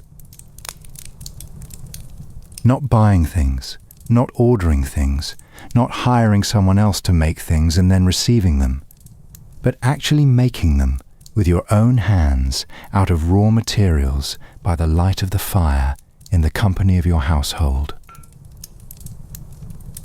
By today's standards, the answer might be, it means you are poor, because only people who cannot afford to buy things make them. But that framing misses something. The household that spins its own yarn and whittles its own spoons and mends its own hose is not only saving money, it is maintaining a direct, physical relationship with every object in the house. Every spoon was made by a specific person in a specific evening. Every sock was mended on a specific winter night by a specific pair of hands. The objects of the household are not interchangeable units from a catalogue. They are particular things made here by these people, and that particularity runs through everything. The household is not just using objects. It is making them, which is a different kind of having. At some point in the evening, the hands slow. Not because the work is done, there is always more work, but because the evening has moved far enough along that the compulsion to keep the hands busy gives way to something the Firelight room has always encouraged, and the handwork itself has been quietly preparing you for, the turn toward the human voice and the gathering attention. The fire is the household's screen in the original sense, the thing the eyes move toward, the thing the room orients itself around, the source of both light and warmth that makes the gathering possible. And in drawing the eyes, it creates the condition for one particular kind of human event, the circle of people around a fire, and a voice rising from that circle, and everyone else going quiet without being asked. This is the oldest human gathering. It needs no arrangement and no equipment beyond the fire itself.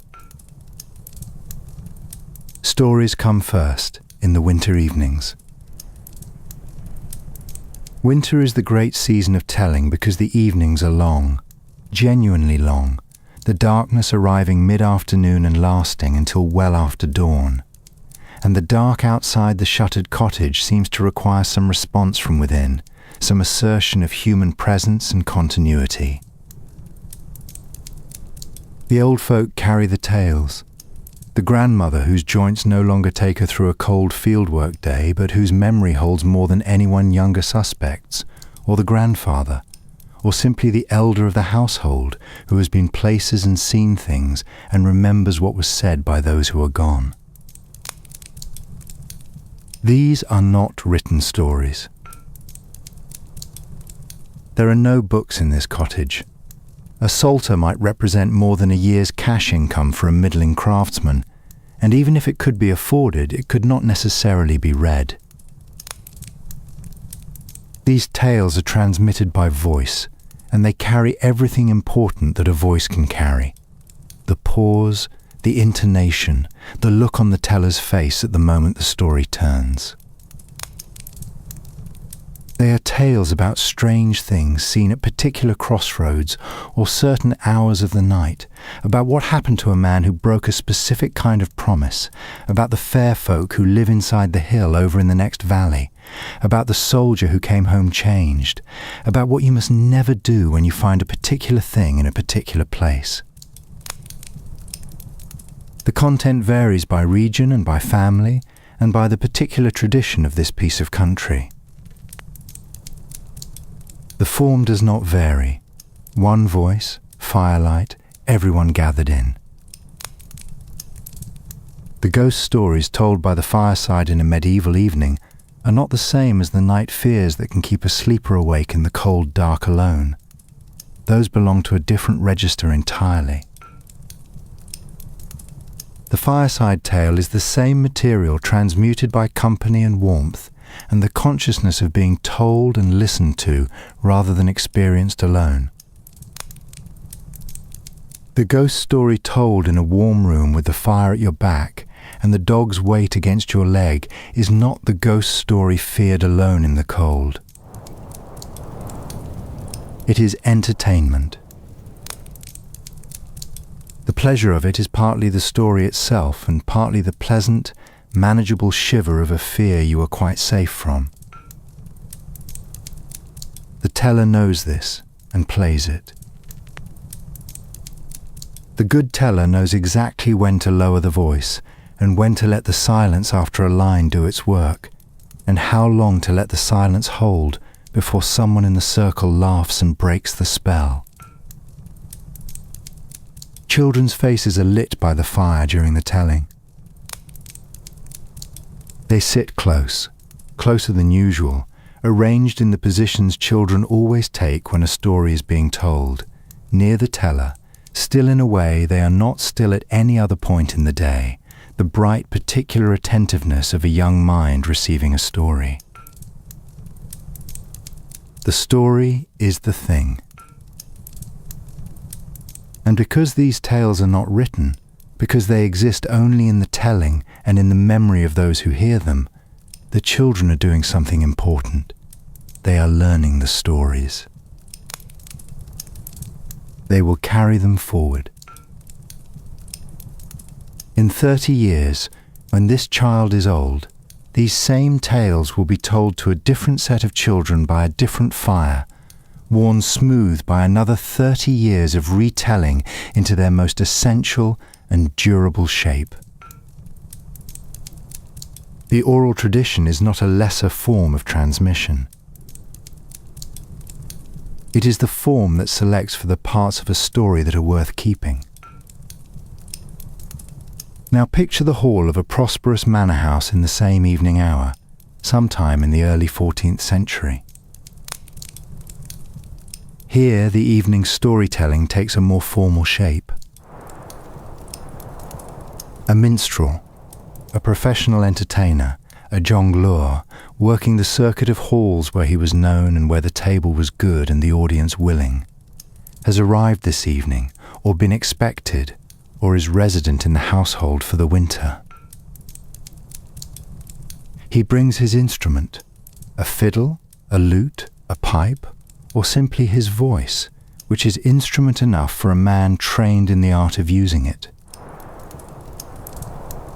His repertoire includes the great narrative songs, the ballads of heroes and battles, the romances of Arthur and Lancelot and the great kings, the songs of love and loss that have been moving through the English-speaking world for as long as there has been an English-speaking world.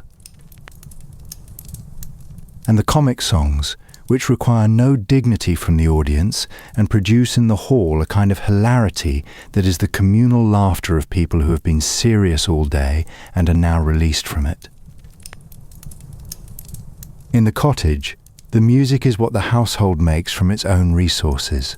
A half-remembered ballad, a work song carried back from the last fair or the shearing, a tune that someone in the household has always known and that surfaces naturally on long winter evenings. There is no accompaniment required, though someone may have a pipe. The simplest kind of hollow bone or wood, requiring no training to produce a recognizable tune and minimal training to produce a good one. A voice is enough. The singing of a familiar song in a warm room is its own kind of steadying. The known tune, the known words, the comfort of something that has always been true. Riddles have a long history in the evening's entertainment, and for good reason. They require no equipment, no preparation, no performer. A riddle is a question dressed as a description, asking the listener to identify what is being described by its properties rather than its name. The fire makes a good riddle, so does a needle, so does the wind, so does the eye. These are the medieval evening's small intellectual game, not demanding, not requiring anything other than an attentive mind and the willingness to be stumped. And they produce in everyone either the satisfaction of the right answer or the mild indignation of not having thought of it first. In the hall, more structured games have their place. Tables. The board game played with dice and pieces on a marked surface, the ancestor of backgammon. And chess, which has been spreading through European aristocratic culture for 2 centuries by now, and is well established in the great household's evening.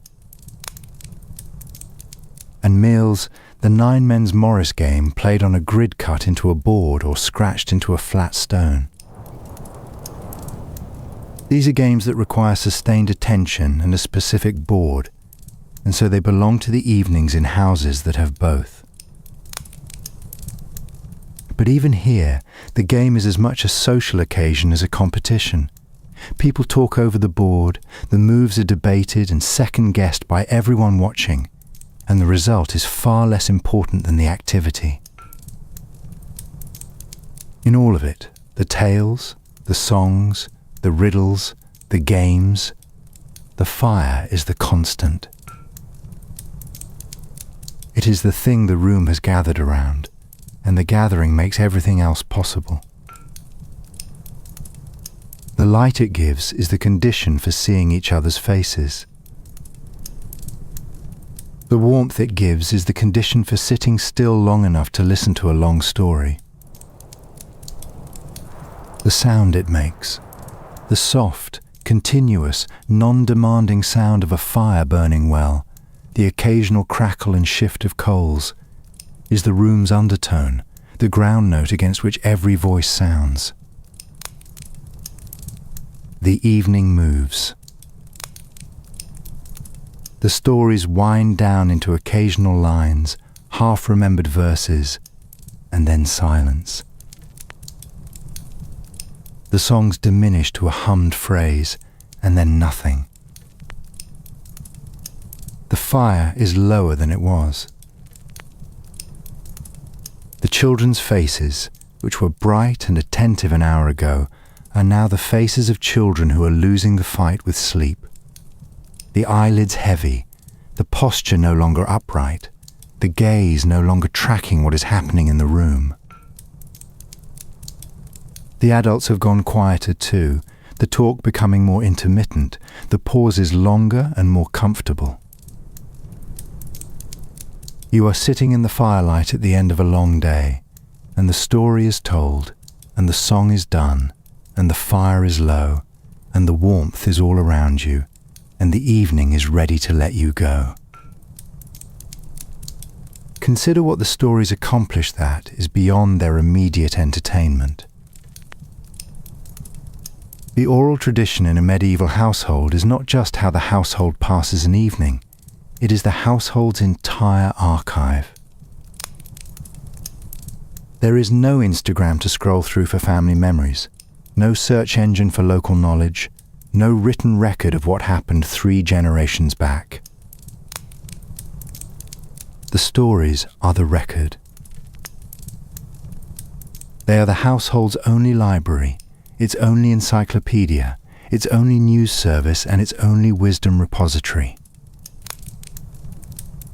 The stories that are told and retold carry the household's values, its warnings, its account of what the world is and how it works. A story about someone who broke a particular kind of promise encodes a lesson about what promises mean and what happens when they are broken.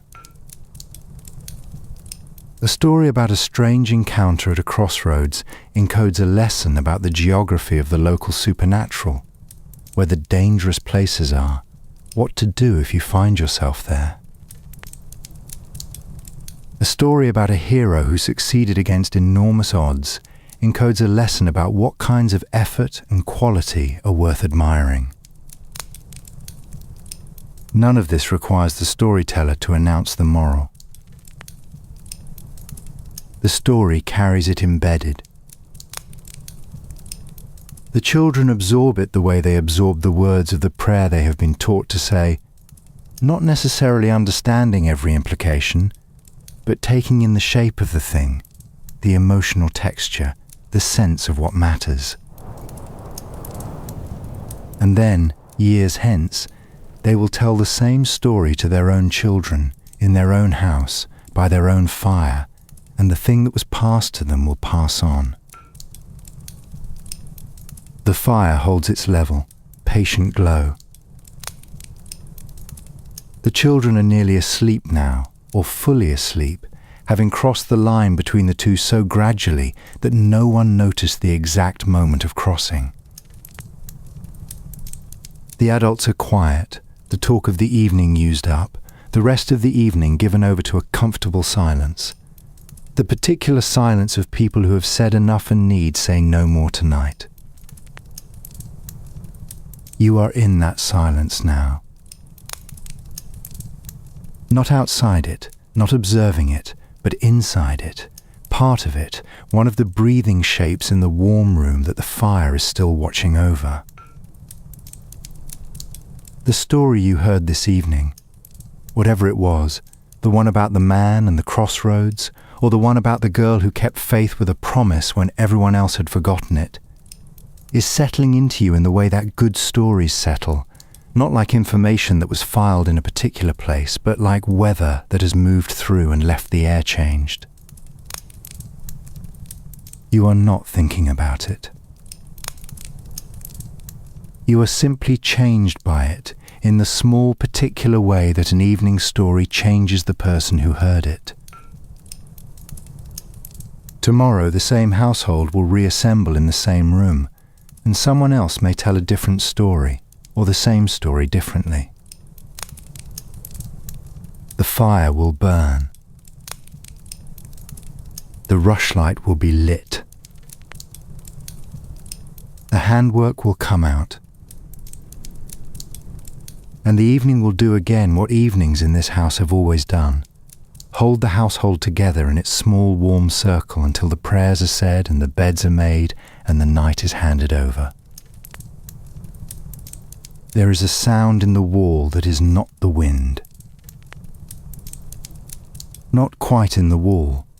More precisely, from the other side of a low partition at the far end of the room, or through the boards of a cross-passage door, or simply from the lower end of a long building that is, in the most literal sense, a house shared with animals. The sound is low and warm, a hoof shifted on packed earth, a long bovine exhalation, the rustle of a hen adjusting itself in the rafters.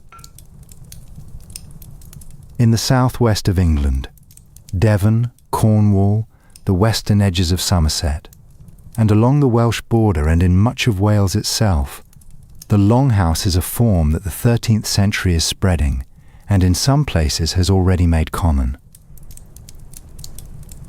One long building, the humans at the upper end, the beasts at the lower end, sometimes separated by a low stone partition or a timber cross passage, sometimes by not much more than a change in floor level. The roof is continuous. The walls are continuous. The same ridgeline runs over the family and the cow. The same weather touches the same thatch above both of them. Archaeological evidence from excavated sites gives specific numbers. At Okehampton Park in Devon, a 13th century longhouse site surveyed in considerable detail, the byre ends held 6 to 8 cattle, the working animals of the household's farm, the source of ploughing power and milk, and eventually meat. At a longhouse site at St Neot in Cornwall, the byre end was sized for approximately 10 beasts. These are not estimates about what medieval people might have done. They are measured dimensions of real structures calibrated against what those structures were designed to hold. 6 to 10 cattle, under the same continuous roof as the household, through the same winter night. Picture yourself stepping from the human end of a Devon longhouse into the byre end on a winter evening, somewhere around the year 1280. You push open the low cross-passage door. Low because the ceiling here is not high, the building pressing down toward the ground the way a building does when it is as much a part of the hillside as a structure built on it. The byre air is warm, genuinely warm, warmer than the human end on a cold evening, warmed by the 6 cattle that stand in their 2 lines along either side of the drainage channel. The smell is immediate and substantial. Hay, dung, the heavy specific warmth of large animals breathing and ruminating in an enclosed space. It is not a delicate smell. It is a strong one. And to the person who checks the beasts every evening of their life, it is the smell of everything being as it should be. The animals know you. The nearest cow turns her great head as you enter. She has learned the sound of the door, the pattern of the footstep, the smell of the person who brings the hay and who is not a threat. She does not move toward you or away from you. She simply notes your arrival in the way that a familiar animal notes a familiar person, which is to say without particular interest but without alarm. The others do not bother to look. They are eating or standing in the slow, warm animal stillness that is their resting state when they are fed and housed and have nothing to do. The check is brief but thorough. A hand run along a flank, an eye cast at each pair of legs, a glance at the hay in the manger to see that it is being eaten normally. A cow with a sore leg holds it differently. A cow that is off her feed leaves the hay. A beast that is ill looks ill, and you know what that looks like because you have known these animals individually for months or years, and you know what their normal looks like as well as you know what normal looks like in any member of the household. The check takes a few minutes. You would know in those minutes if something were wrong. Tonight, nothing is wrong. The hens are in the rafters. They roosted at dusk, the way hens always roost at dusk, with the mechanical certainty of creatures whose entire nervous system is organized around the distinction between light and dark, and they are now the shapes of warm feathers arranged on the roof beam, indifferent in the way only roosting hens are indifferent to everything happening below them. If you disturb one, it mutters and shifts and goes back to sleep with the speed of a creature that has no reason to do otherwise. Hens in a dry indoor space are hens at their most contented. They will not acknowledge you this evening. The warmth from the animals reaches the human end of the building as a constant, gentle presence. This is not a trivial benefit. A cow generates a great deal of heat, a byproduct of the continuous metabolic process of rumination that never stops, and 6 to 8 of them in an enclosed byre raised the temperature on the other side of a low partition by a perceptible amount. People who lived this way understood the arrangement practically, even if they did not calculate it in any systematic way. The beasts were warm, their warmth crossed the partition, and the family was warmer than it would be without them. By today's standards, sharing a building with a herd of cattle represents a level of cohabitation with animals that very few people in developed countries experience in any form.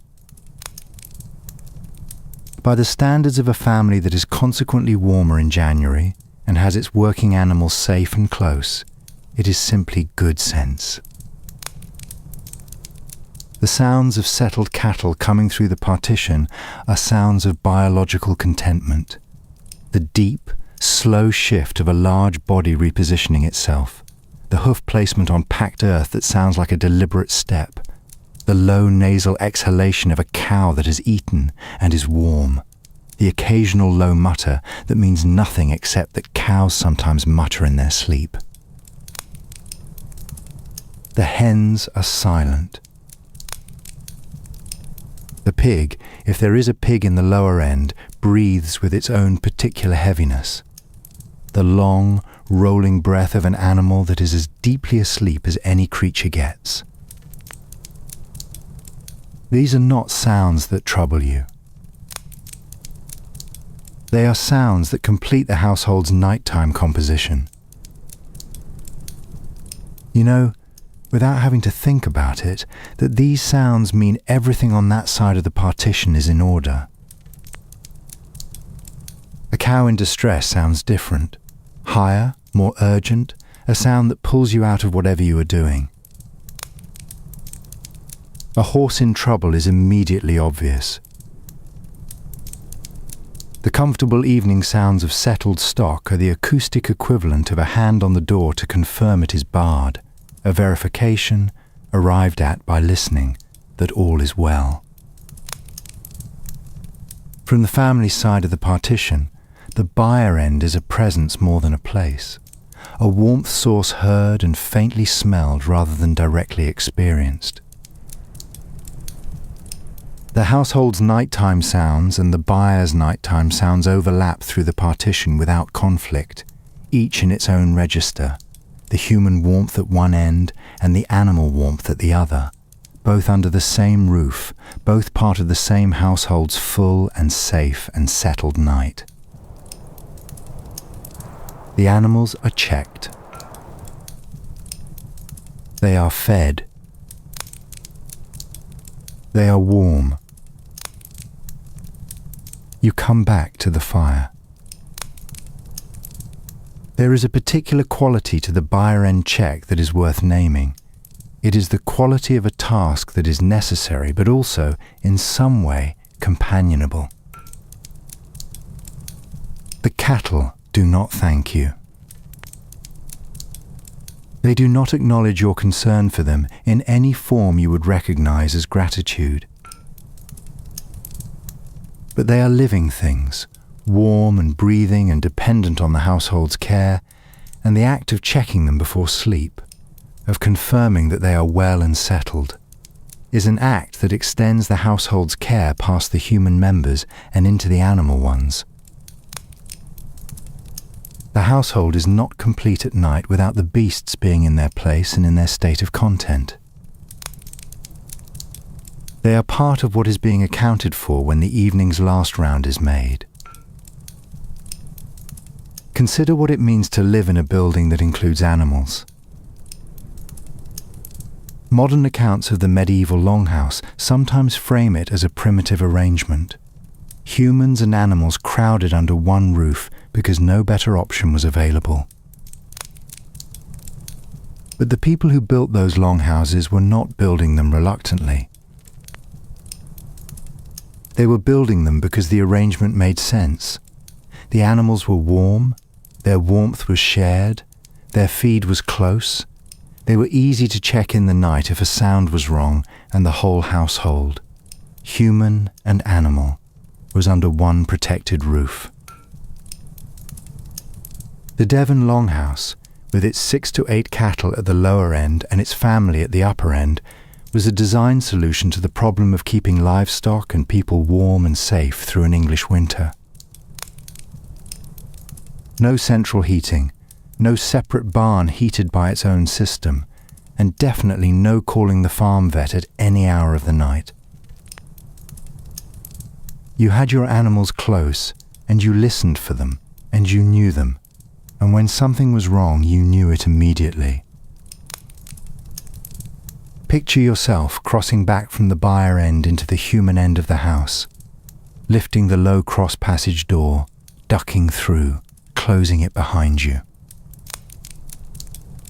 The air on this side is drier, slightly less heavy, the smell shifting from hay and warm animal to wood smoke and cooling pottage. The fire is still there. It has always been there, and its warmth reaches you the moment you clear the door. You go back to your place by the fire.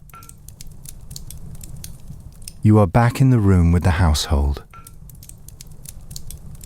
The animals are settled. The byre is quiet. Everything on both sides of the partition is in its proper state. There is something in this, in the circuit completed, the check made, the beasts settled, and the household returned to. That feels like the evening's last active accomplishment before the prayers and the beds. Not the last emotional accomplishment. That will be the prayers, the words said over the fire, and the sleeping children. But the last physical one, the last task that requires going somewhere and doing something. After this, the evening only settles. It is worth holding for a moment on the question of what the animals represent to the household. Not sentimentally, but practically. A cow in 13th century England was a capital asset of enormous significance to a peasant family. Not by any modern valuation, but relative to what a peasant household owned and could earn, a good working cow represented many months of ordinary labour to replace if she were lost. She provided milk through the warmer months, milk that was the basis of a great deal of the household's diet, cheese and whey, and the cream that the children were given. She provided the traction that made the spring ploughing possible. She would eventually provide meat. A calf, if she held one, was itself an asset. This means that the evening check of the byre is not casual. It is the check of someone watching over a significant portion of the household's entire economic life, all of it warm and breathing in the lower end of the building. The knowledge of these animals, their individual habits, their characteristic sounds, the way this particular cow moves when her leg is fine and the way she moves when it is not, is practical knowledge of the highest order, because a mistake in reading that information, a missed sign of illness or injury, can translate within days into a loss that the household cannot easily absorb. You learn to know your animals the way you learn to know the people in the house, by long observation, by attention, by the accumulated familiarity of many hundreds of mornings and evenings. Picture yourself making that check one more time. The door swings open and the byre warmth reaches you, and you move down the line. A hand on a flank here, a glance at the manger there, a moment's pause while you watch the nearest cow's breathing and find it slow and even and right.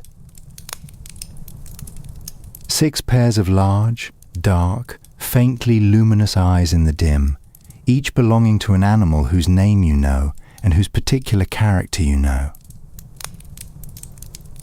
The old one that is always the last to settle. The young heifer that watches you longest. The one at the end that is eating well and has been eating well all week. Each of them in her place, each of them as she should be. Nothing to do but note it and go. You close the door behind you. The buyer is in order. Everything on both sides of this partition is in its proper state for the night. The fire is lower now than it was when the evening began. The room is full of people at rest, the spinning slowed, the whittling knife set aside, the children heavy and quiet, the talk gone intermittent and comfortable. The fire gives its low amber light, and the light is enough for the last things the evening requires. The evening is long past its bright middle now. The fire has been tended and has settled toward its low night state. The supper is a long time done. The stories have wound down, the last tale finished, the last song hummed to its ending, the last riddle either answered or abandoned. The spindle has gone still in someone's lap. The whittling knife is down. The children, who were alert and attentive during the storytelling, have gone heavy in the way that children go heavy past a certain point in the evening. The posture loosening, the eyes unfocusing, the gaze no longer tracking the room but looking inward at something that is already halfway to sleep. The evening has arrived at its last stage. Before the beds, the prayers. This is not the monastic office, not the compline that the monks in their choir somewhere in this same county are singing at this same hour. The antiphons and psalms in ancient Latin moving through the liturgical form that their community has been refining for generations, the words given back to God in the specific shaped way that a religious house has learnt to give them. That is the monk's prayer, timed and structured and officiated and answered by the bell. The household's prayer is simpler, plainer, and none the less sincere for being both. Someone in the household says the Our Father. The Paternoster, in Latin if that is what the household knows, or in the vernacular approximation that the Church was, by the later medieval period, actively encouraging lay people to learn, understanding that a prayer you understand is a prayer you can mean. These words, the opening address, the petition for daily bread, the plea for forgiveness, the entreaty not to be led into temptation, the doxology if it is known, are the words that every baptized person in England is expected to know and expected to say. They are the floor of Christian observance, the minimum of faith expressed in words. The shape of them is lodged deeper than most conscious memory, in the way that the words of songs heard in childhood are lodged, available without effort, present without being sought. Then the Ave Maria, the angel's greeting to the Virgin, the formal petition for intercession, the short prayer that the Church has settled into its standard form, and that every medieval Christian who knows any prayer at all knows this one. The Ave is said the way a beloved, much-used thing is used. Not with the sharp attention of novelty, but with the steady attention of familiarity, the particular quality of prayer that has been said so often that the saying of it is itself a form of comfort, separate from any particular concentration on its meaning. A candle or a rush is lit before the household's image or cross. Not every cottage has a carved crucifix or a painted board with a saint's face. Some have only a cross scratched into the plaster of the wall, or a simple wooden cross hung in the corner that was here when this family arrived and will be here long after they are gone. The small flame is lit before it. The children, if any are still awake enough to be brought to it, are made to repeat the words. The sign of the cross is made over each head, the right hand drawn from forehead to breast, from left shoulder to right, the gesture that brackets every Christian day. The household signs itself over the banked fire. The sign of the cross made over the embers, a gesture at the hearth before going to sleep, is the sign of care and commendation. The fire left banking through the night is being placed, for these hours, into God's keeping. The bar on the door and the banked ash address the night's risks as far as human management can reach. Beyond that, the household trusts. This is not superstition in any dismissive sense. It is the world operating as people in this century understand it to operate. A world in which the divine is a practical participant in daily life, in which care for a sleeping household extends beyond what any person can provide. The day has been worked, the fire has been set, the bar has been drawn, and now the day is handed over, with a form of words, to the care of what comes next. Then the beds.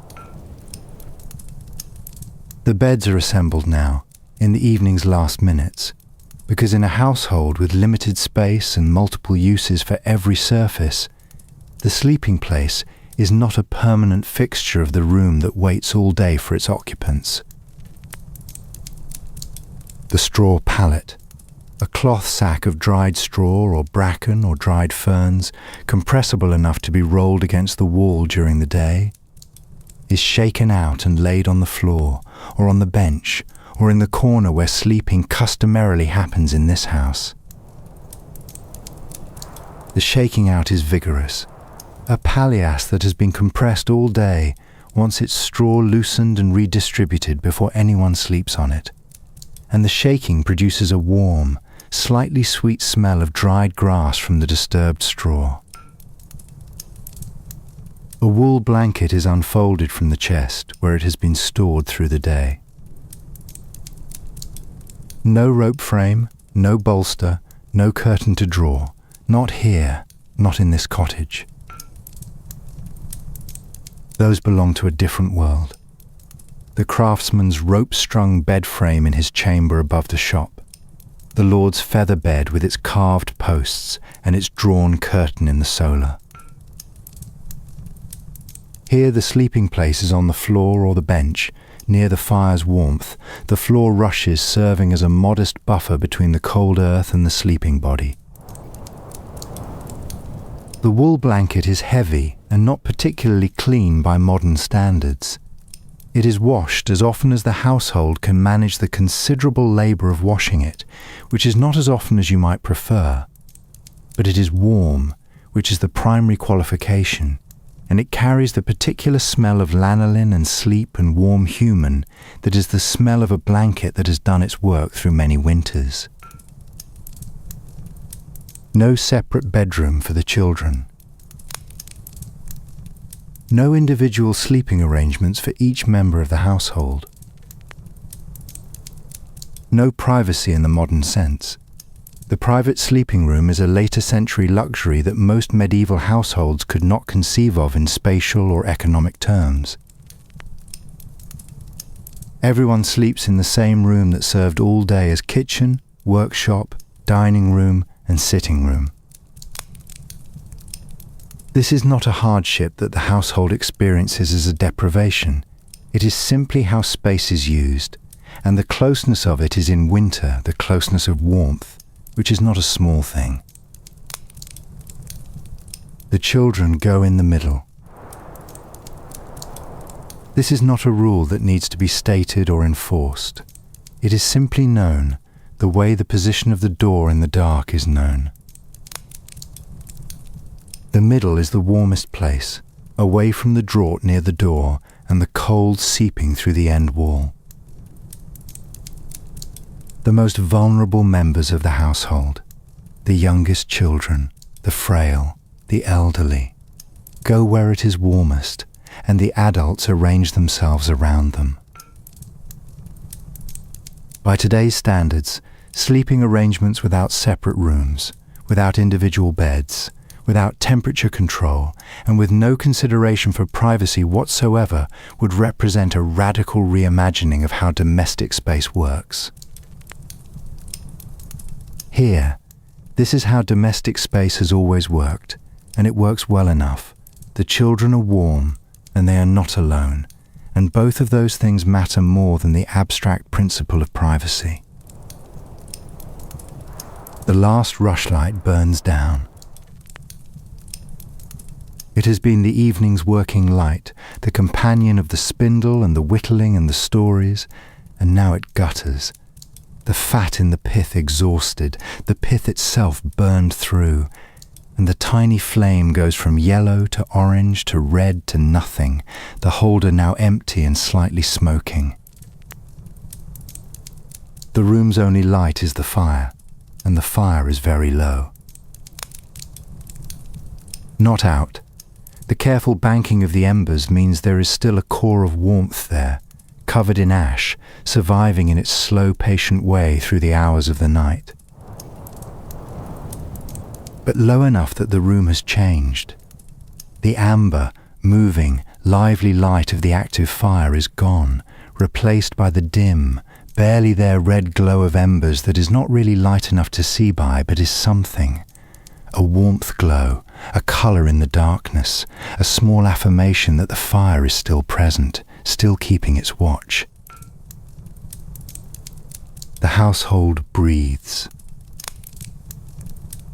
The dog has settled against the warm ash, turned twice in its ritual way, and gone down in stages, its breathing slowing almost immediately to the slow even rhythm of sleep. From the byre end, the cow shifts once, a single hoof placement in the straw, and then goes still. The hens in the rafters have been silent for hours. The last words of the evening are quiet. Not words of importance, not the summing up of the day's events or the plan for tomorrow. Those have been said already, or they will wait. These are the smaller words, someone pulling the blanket higher over a child's shoulder, a child asking a question that does not need an answer and is given one anyway in a voice already halfway out of the waking world, a murmur that is more comfort than content, and then nothing. The room accepts the silence. The breathing slows and deepens all around you. The room settles into its nighttime self, the same room that was the kitchen and the workshop and the dining place and the storytelling circle, now a sleeping place, its daytime functions complete and laid aside. The fire holds its small red patience in the ash. The barred door stands between the household and everything that is not the household. The shuttered windows have kept the dark where it belongs all evening. You are at the threshold. The day has been put in its proper order. The work done, the fire banked, the shutters closed, the meal eaten, the small flames lit and burned and extinguished, the stories told, the animals settled, the prayers said, the children in the warm middle. And what remains now, at the last, is this: the warmth of the wool, the weight of the blanket, the sound of the people around you breathing, the small red watch of the embers. There is a phrase, not a medieval phrase, not an attributed saying from any particular source, but a phrase that arises when you try to describe the experience of lying in this room in this moment, that comes close to capturing what the evening has done. It has made the world manageable.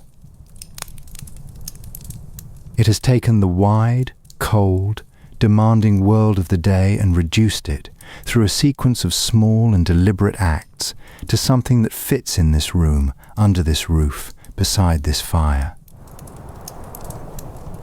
The shutters are the act of reduction.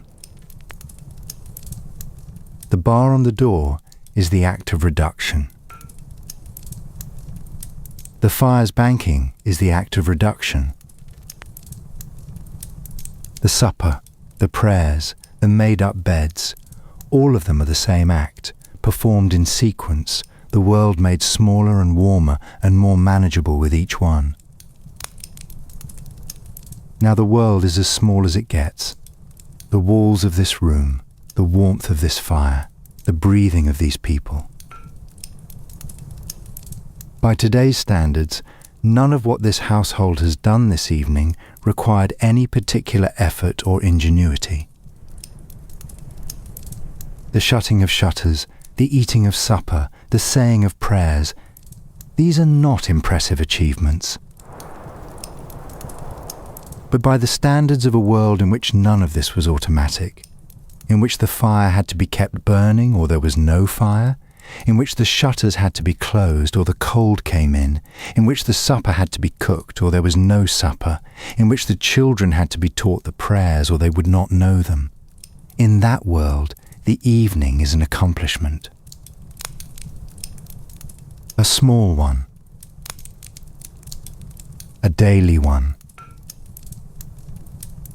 But one that has to be accomplished fresh every day, and that, accumulated over a lifetime, is the whole of domestic life, the daily making of a place that is warm and safe and sufficient for one more night. The night itself is ahead. The night belongs to another telling. This is still the threshold. The house is quiet. The barred door stands in the dark. The shutters are closed against the outside world, which continues out there without any regard for what the household is doing or how deeply it is sleeping. The fire is banked low, a cluster of red warmth in the ash, patient and small, keeping the promise of morning. If you were to make one last quiet circuit of the room, not waking anyone, just moving carefully through the familiar dark, you would find the day's tools set by the door where they were left. The pot covered and safe. The bowls stacked. The rushlight holder empty and cold. The spindle coiled at the end of its thread. You would find the dog a warm weight against the warm ash, a shape of entirely uncomplicated sleep. You would hear, through the low partition, the slow breathing of animals that are fed and housed and content and require nothing more from anyone tonight. You would find the household settled in its warm places. The children in the middle, where it is warmest. Everyone else arranged around them in the way that has been arranged every night for as long as this household has been a household, and as long as the household before it, and further back than anyone here can remember. A whole world drawn in around one fire. The barred door drew the line, and everything worth having is on this side of it. You are warm enough. You are safe enough. You are tired enough, in the best way. The tiredness of a body that has worked and eaten and been warmed and listened to a story and found its place in the sleeping arrangement and handed the day over in the right words. That is a different tiredness from the restless kind. It has direction. It knows exactly where it is going. The fire's embers hold their small red watch. The walls hold the warmth. The dark outside is the dark of a world that can wait until morning. The dark inside is the other kind, the warm, occupied, breathing dark of a room full of people who have closed the day properly and let it go. Let it settle around you now. The hands are still. The voice has gone quiet. The day has been closed in the right order, and the long rest is here. Sweet dreams.